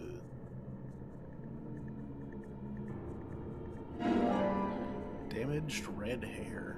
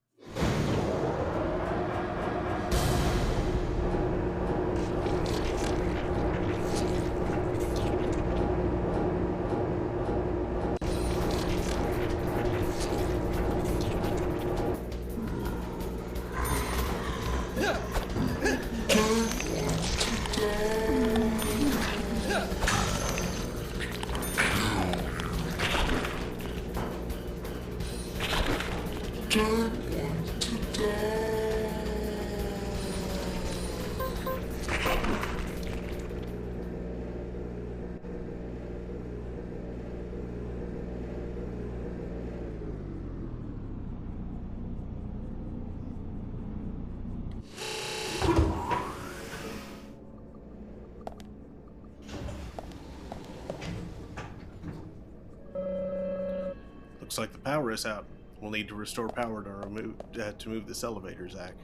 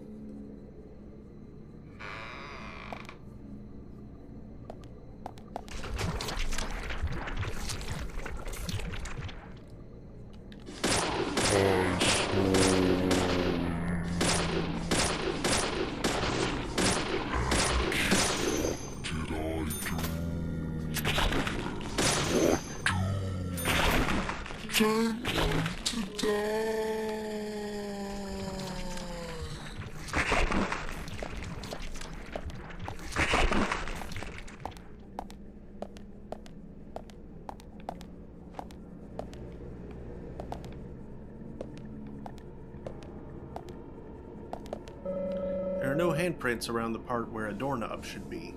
Somewhat weird design, it seems.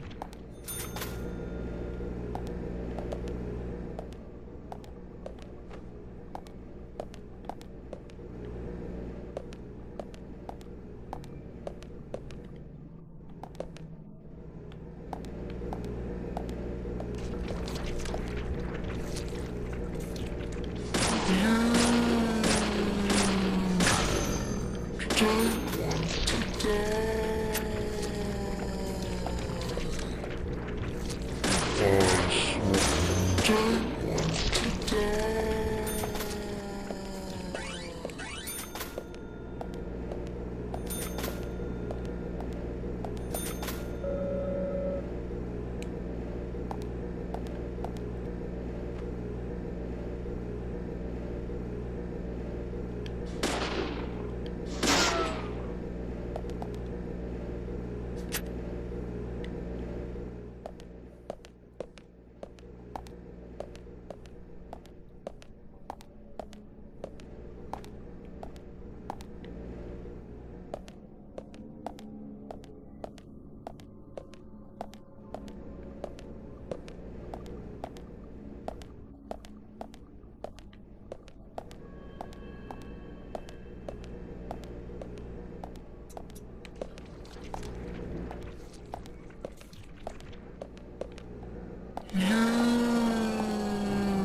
Nice shot. Don't want to die.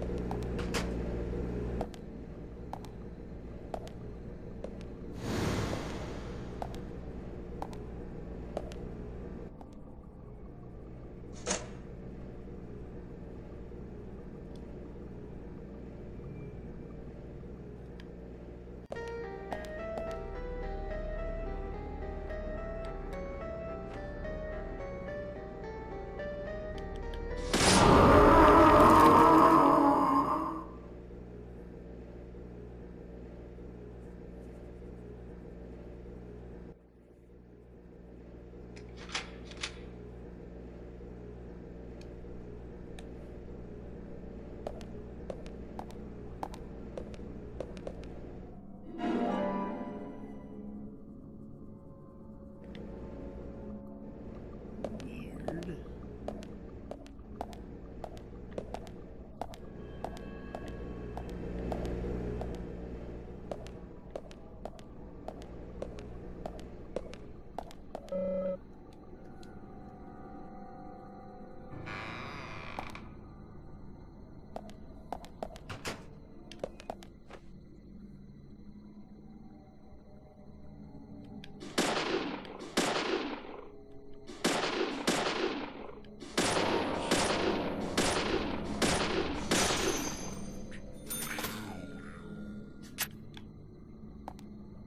Don't want to die.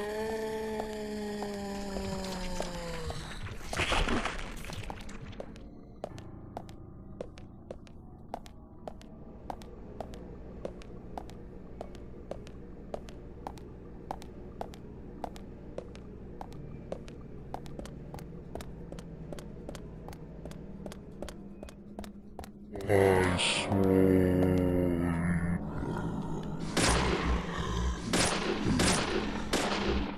Amazing. Amazing.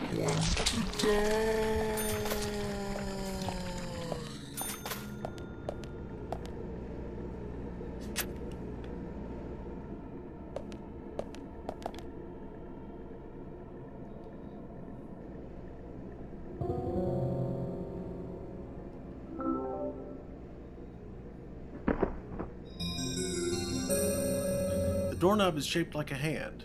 Classy for a lumber mill. We'll need a little handshake to open the door.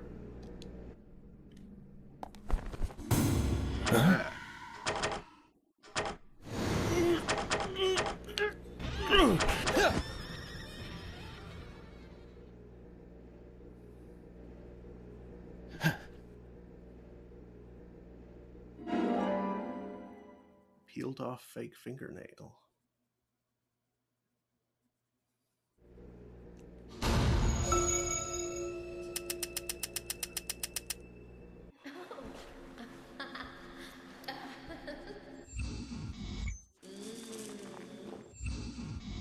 Hey. Come here.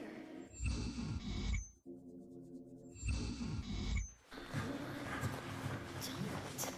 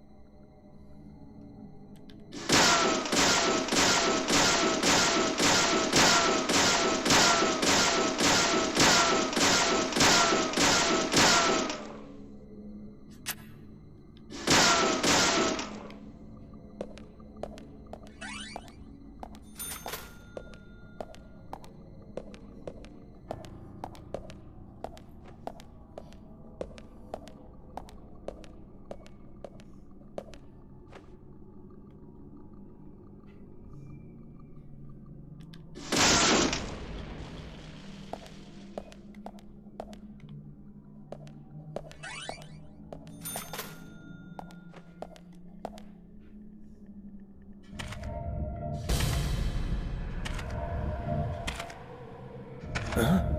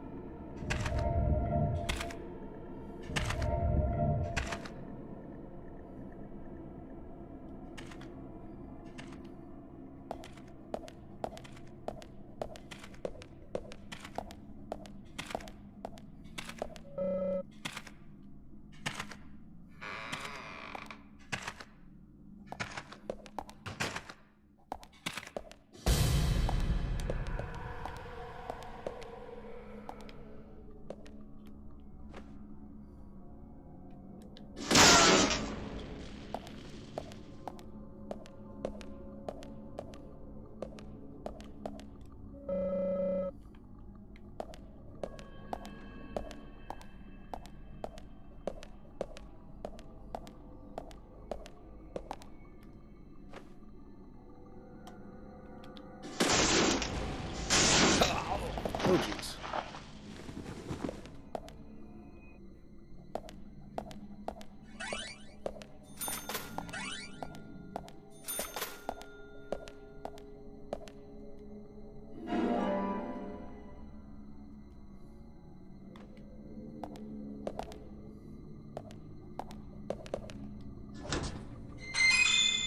Turkey sandwich.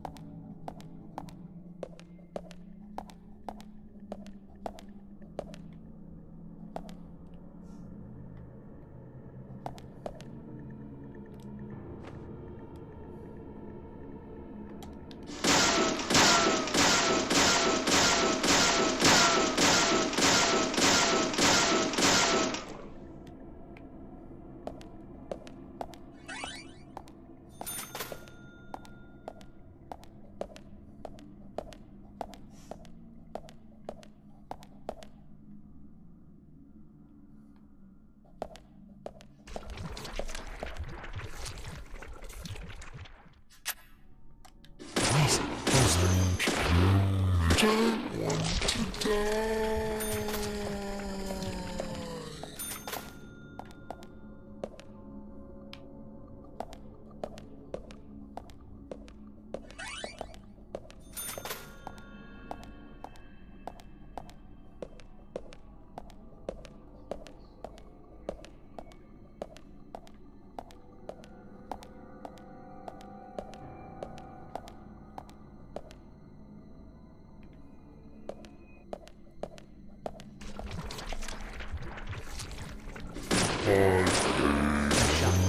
Don't want to die.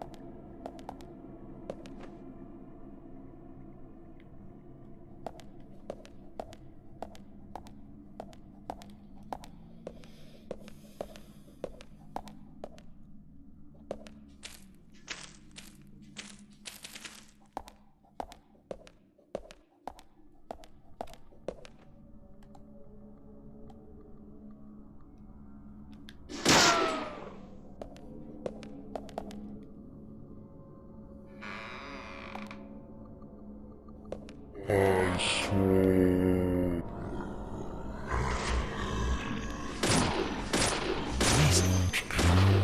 Don't want to die.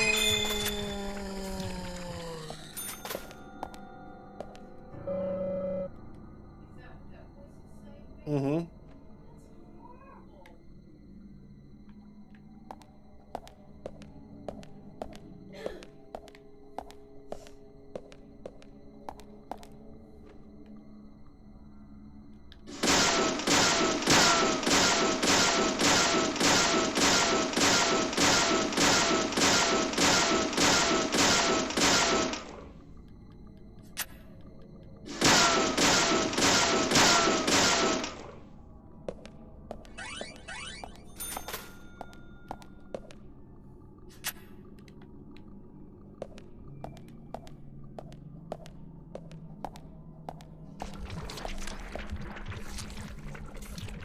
I swear. Don't want to die.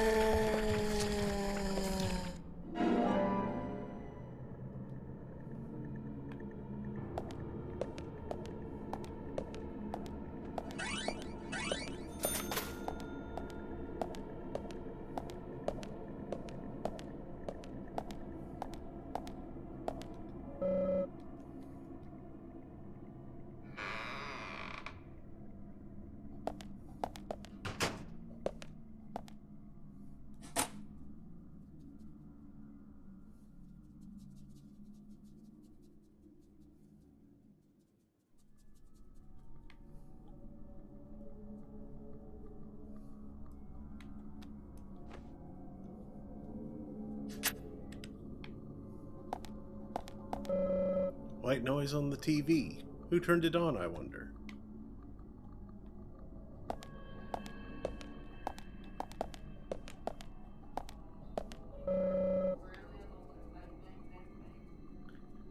Probably can hide in here, but we'd better stay still, Zach.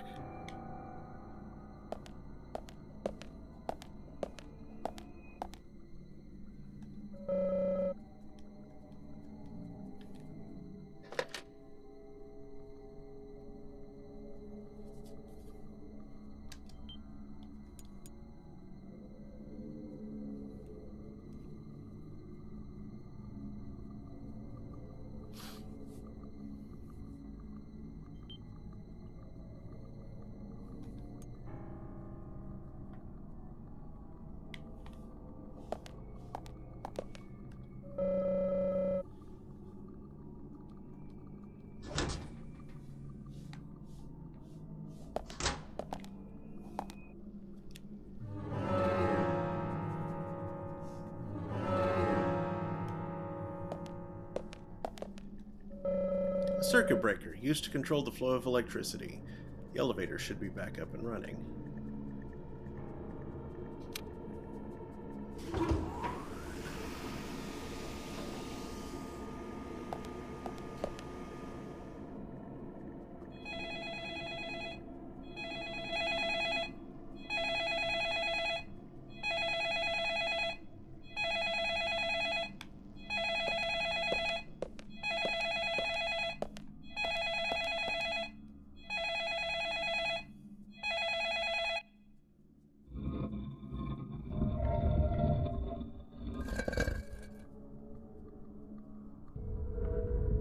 I see you.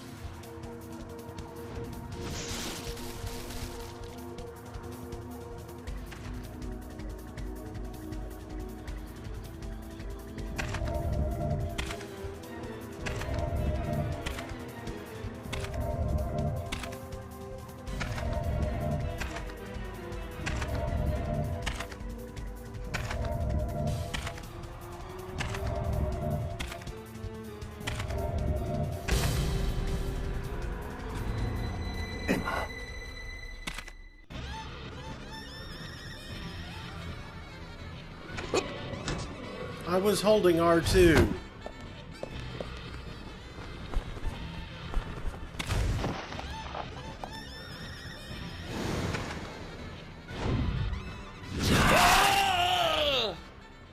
Come on.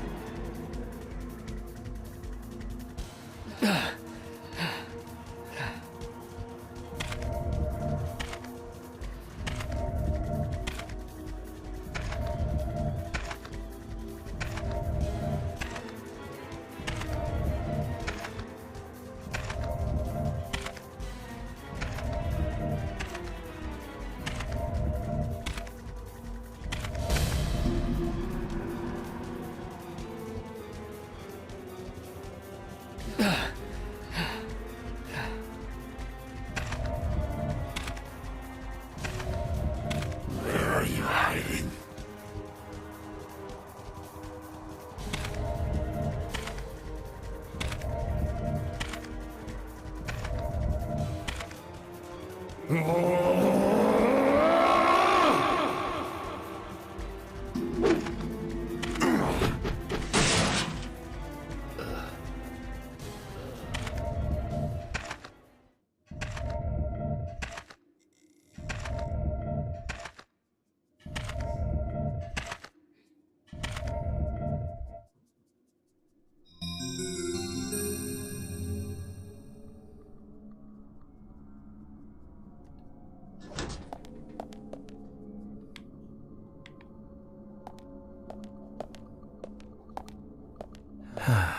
Zach, this is a waste of time. Let's go.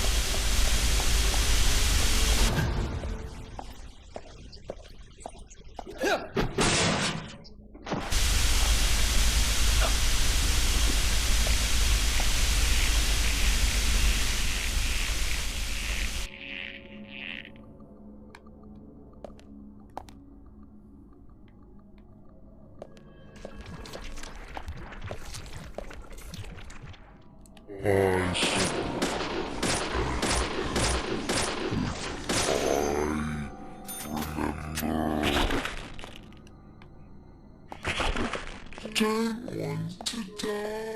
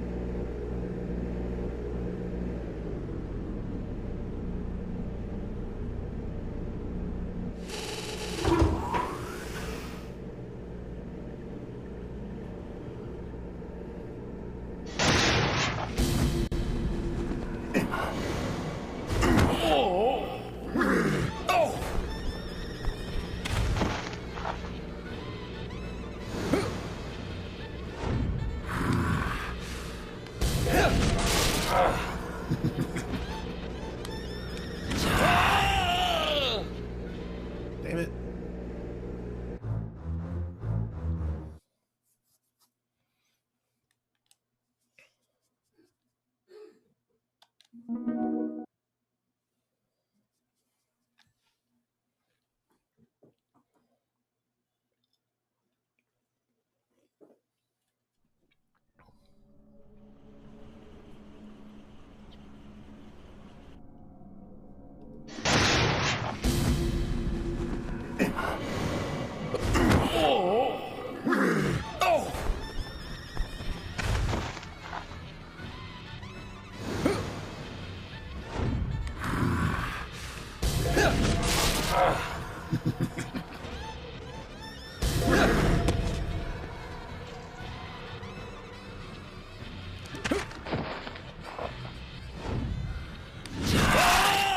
Man. I hate quick time events.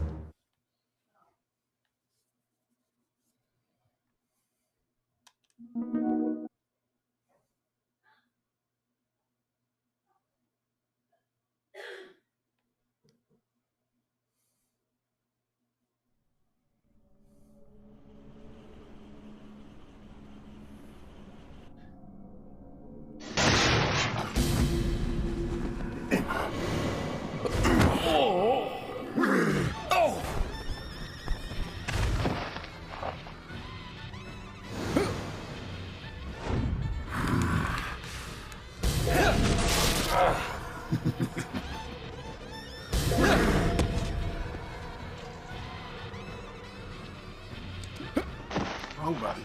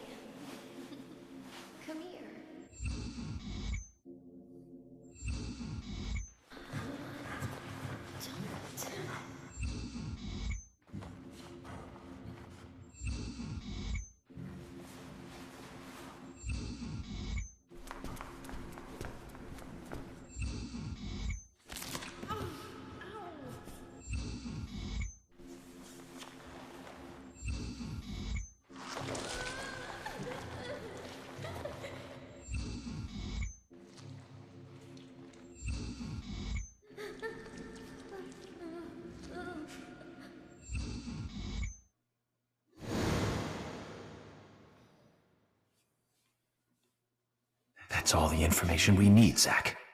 Let's go back and show them what we found.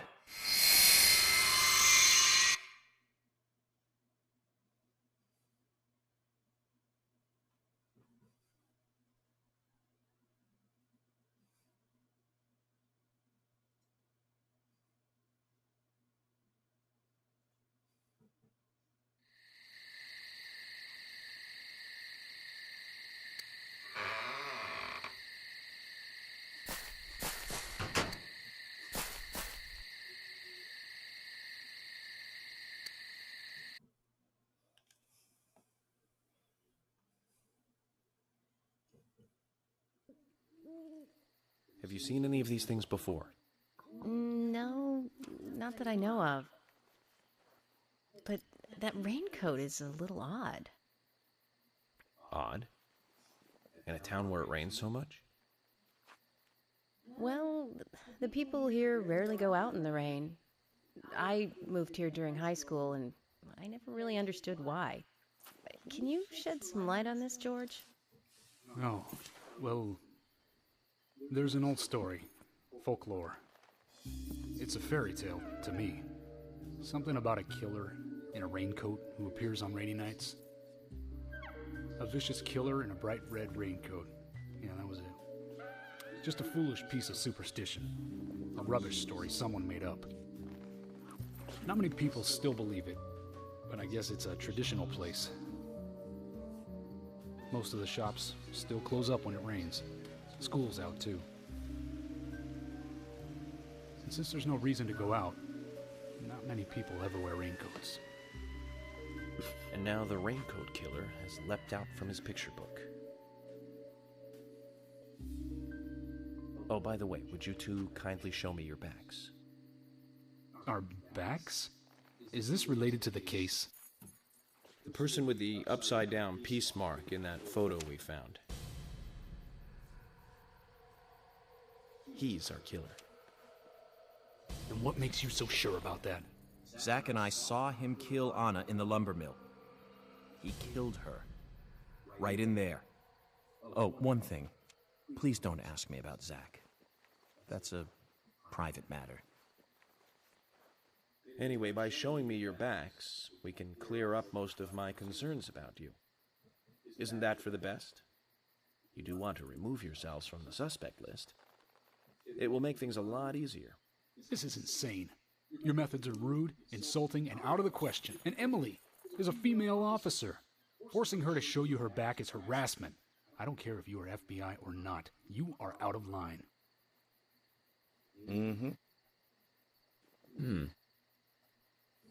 George, it's okay. Let's just show him and get it over with. Emily, are you crazy? Look, we flash our backs and he'll start trusting us a little more. Right? Agent York?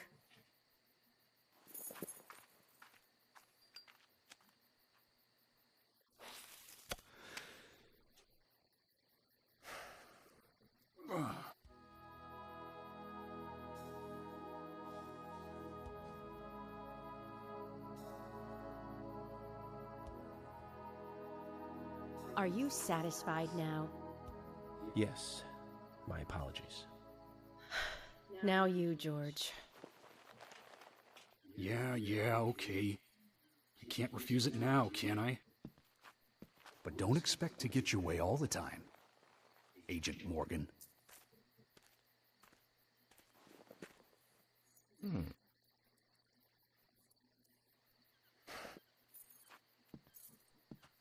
Huh? George.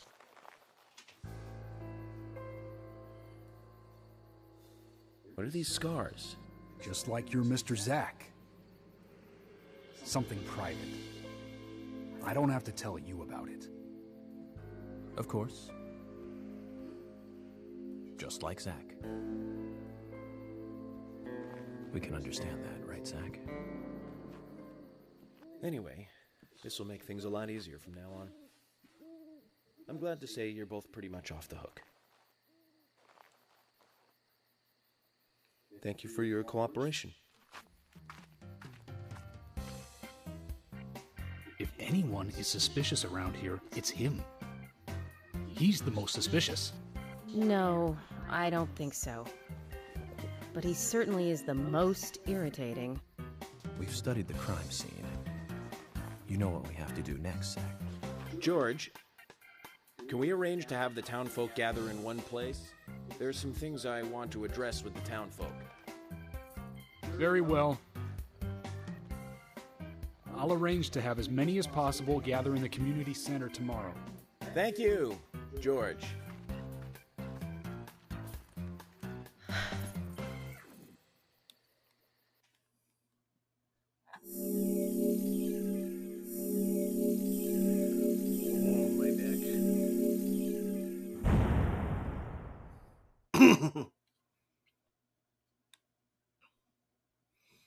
All right.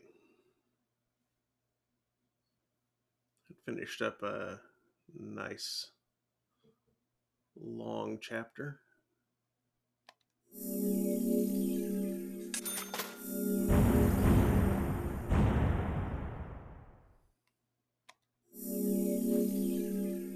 What does that bring us to?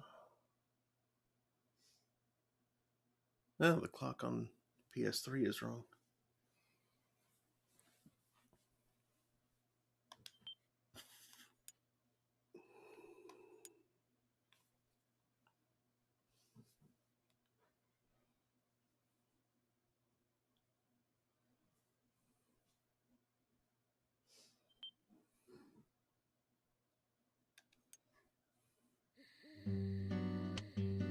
Welcome back, everyone.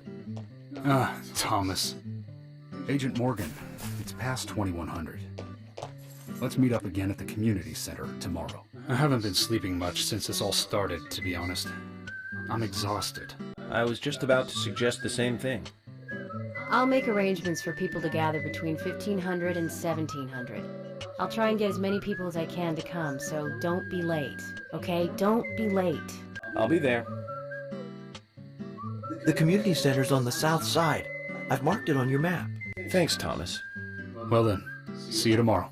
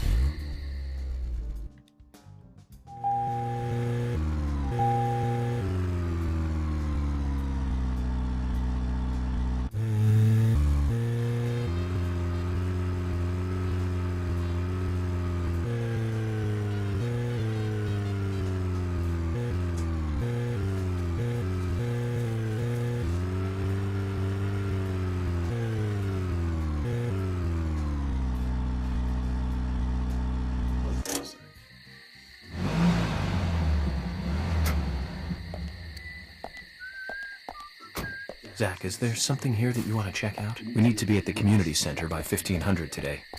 Just think of talking in front of all those people. What do you think, Zach? It's going to get fun.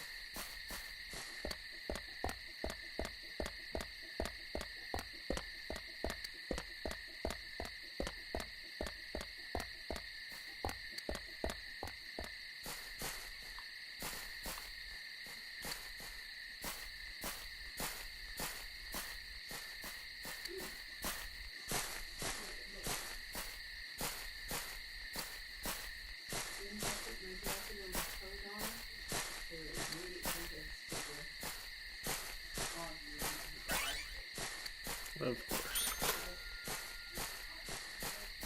Mm-hmm.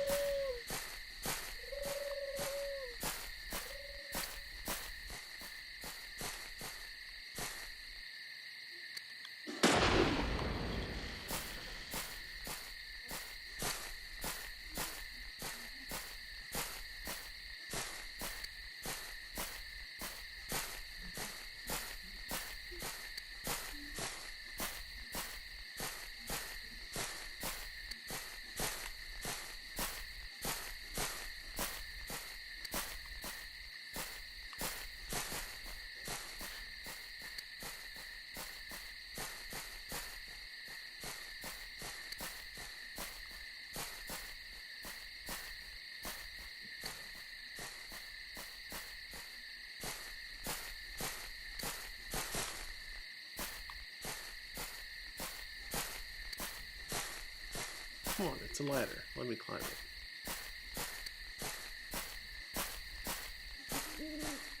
Even if it does look a little janky. Yeah, fine.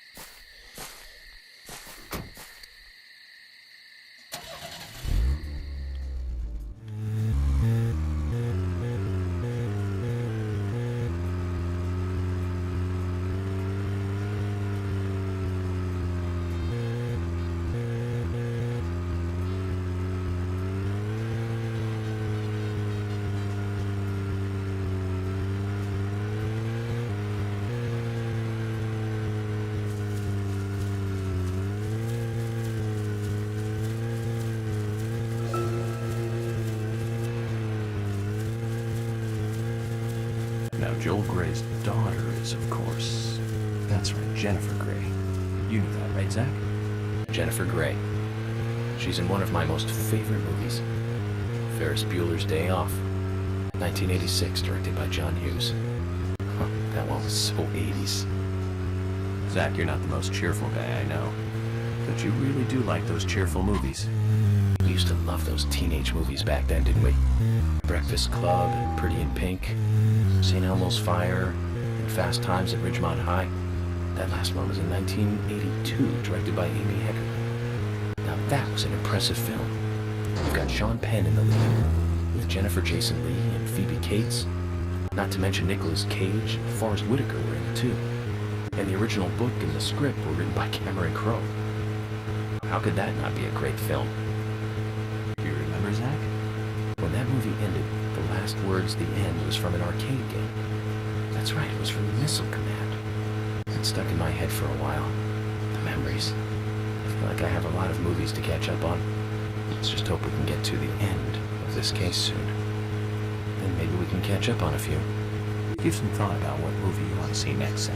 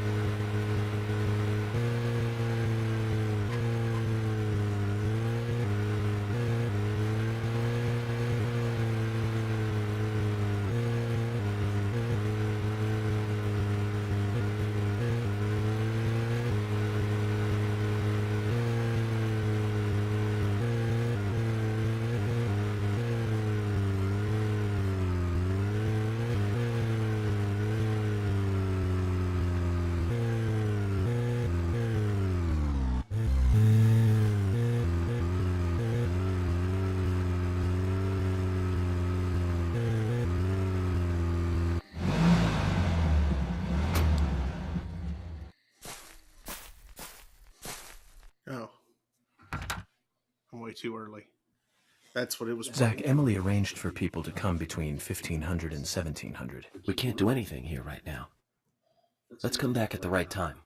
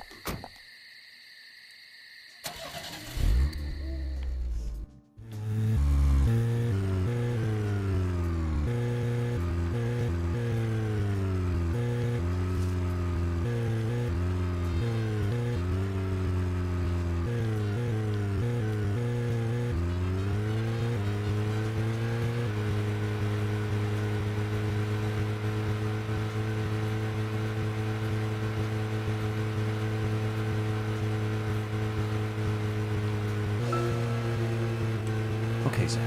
I've been thinking about what movie I'd like to watch next. And finally, I've made a decision. It's always hard to narrow it down just to one movie, but I've put a lot of thought into this, and I'm sure you'll agree with me. 1975. Directed by Steven Spielberg himself. The grandfather of panic movies. Set in a small town in Massachusetts. That movie made me stay away from the beach for years. I was always afraid that a hand might come floating up. You know what I'm talking about, right? Yeah. It's Jaws. The underwater camera work, accompanied by that John Williams music. I'd never been that scared by a movie before. But the best thing about it is that it isn't just another panic movie. The mayor who won't close the beach even when there are so many victims. Chief Brody putting the citizens' lives above all else. The film gave a lot of time to the dispute and friction between them. It certainly had a lot of messages for a 2-hour film. That's probably another reason why it was such a record-breaking hit. One of my regrets in life is that I didn't see it at the movie theater. I guess I was still just a child back then. But still, I wanted to taste that terror in real time. That reminds me, Zach. Did you know this one? Jaws also appears in another movie that was produced by Spielberg. the second Back to the Future. It was directed by Robert Zemeckis, who later made Forrest Gump. That's also a masterpiece, of course, but we'll discuss that another time. So the scene where Jaws appears is right after Marty McFly goes 30 years into the future. He passes by a movie theater and is attacked by a holographic shark. Marty is shocked, of course, but looking closer, he sees the words, Jaws Part 19. The director is credited as Steven Spielberg Jr. In reality, there were actually only 4 Jaws movies. It was still a great joke. 30 years from 1985 would be 2015. We'll be there pretty soon. I wonder what life would be like by then, Zach.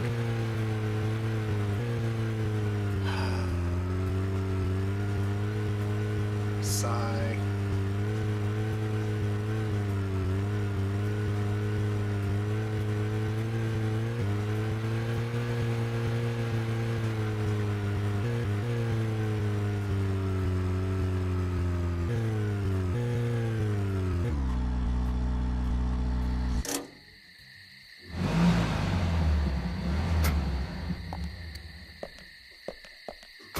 Zach, is there something here that you want to check out? We need to be at the community center by 1500 today.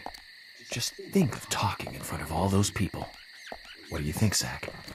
It's going to get fun.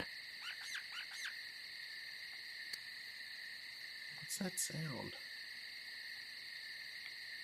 There's some kind of critter nearby?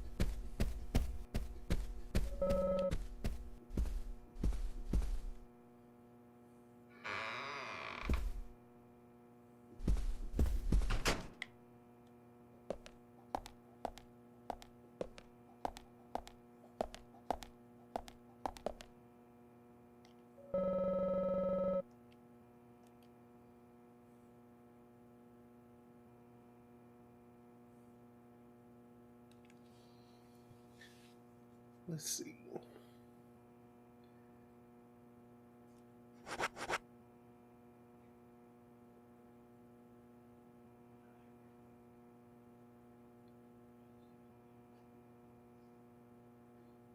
I don't know how much sleep is enough to recover all the way, but deep sleep is probably enough, I'd imagine.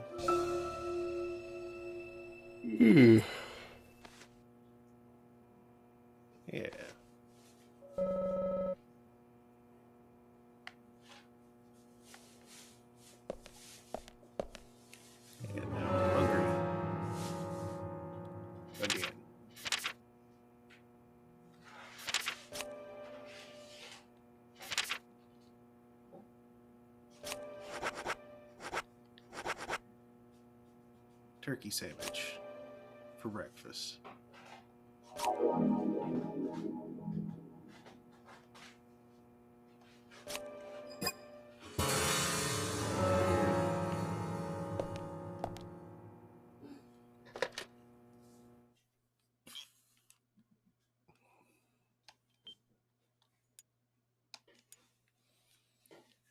All right.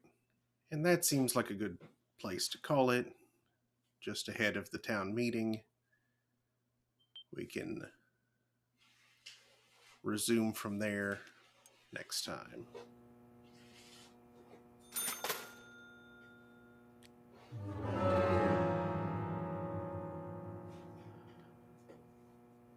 We have some time to dawdle around before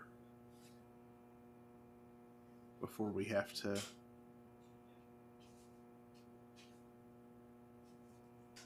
go do that. Hey, Mo.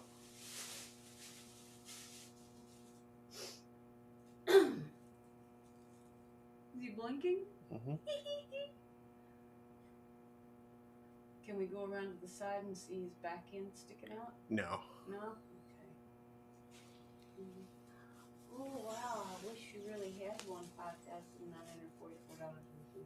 Yeah, that'd be nice. That would be very nice. We could use it. Yeah. Sure.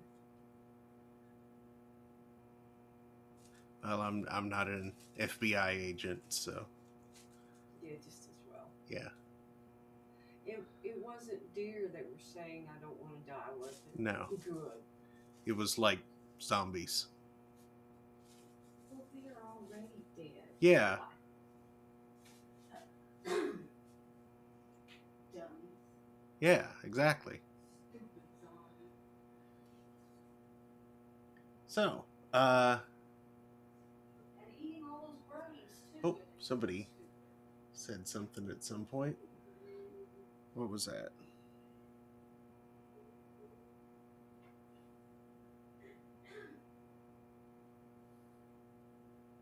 Ah, okay. So, thanks for watching. We'll be back Saturday to start a new game. Thinking probably Ogre Battle 64. Unless something else piques my interest between now and then. And then next Thursday we'll be back with more of this. And if I'm ever feeling up to streaming during the weekdays, weekday afternoons, I'll be continuing Octopath Traveler. Now then, let's see who's around to raid. Let's, here we go.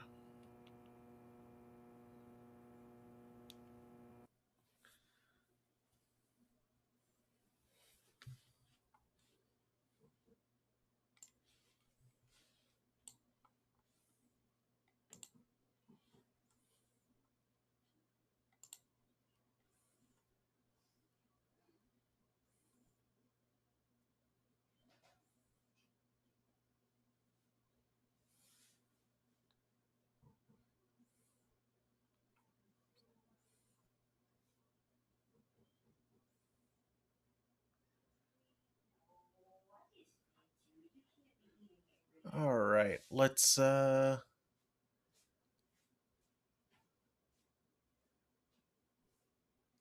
say hi to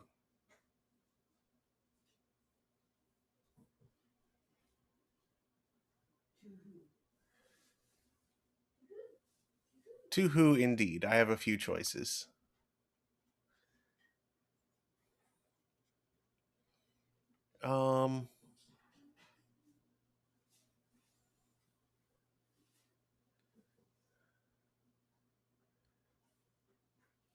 Let's go raid Spartan Janitor. He's playing Monster Hunter Rise.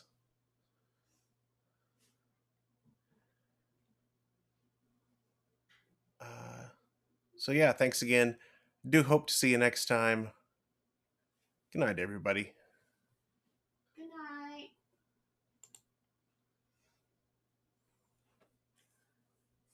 all gonna go see Spartan Janitor. Uh-huh.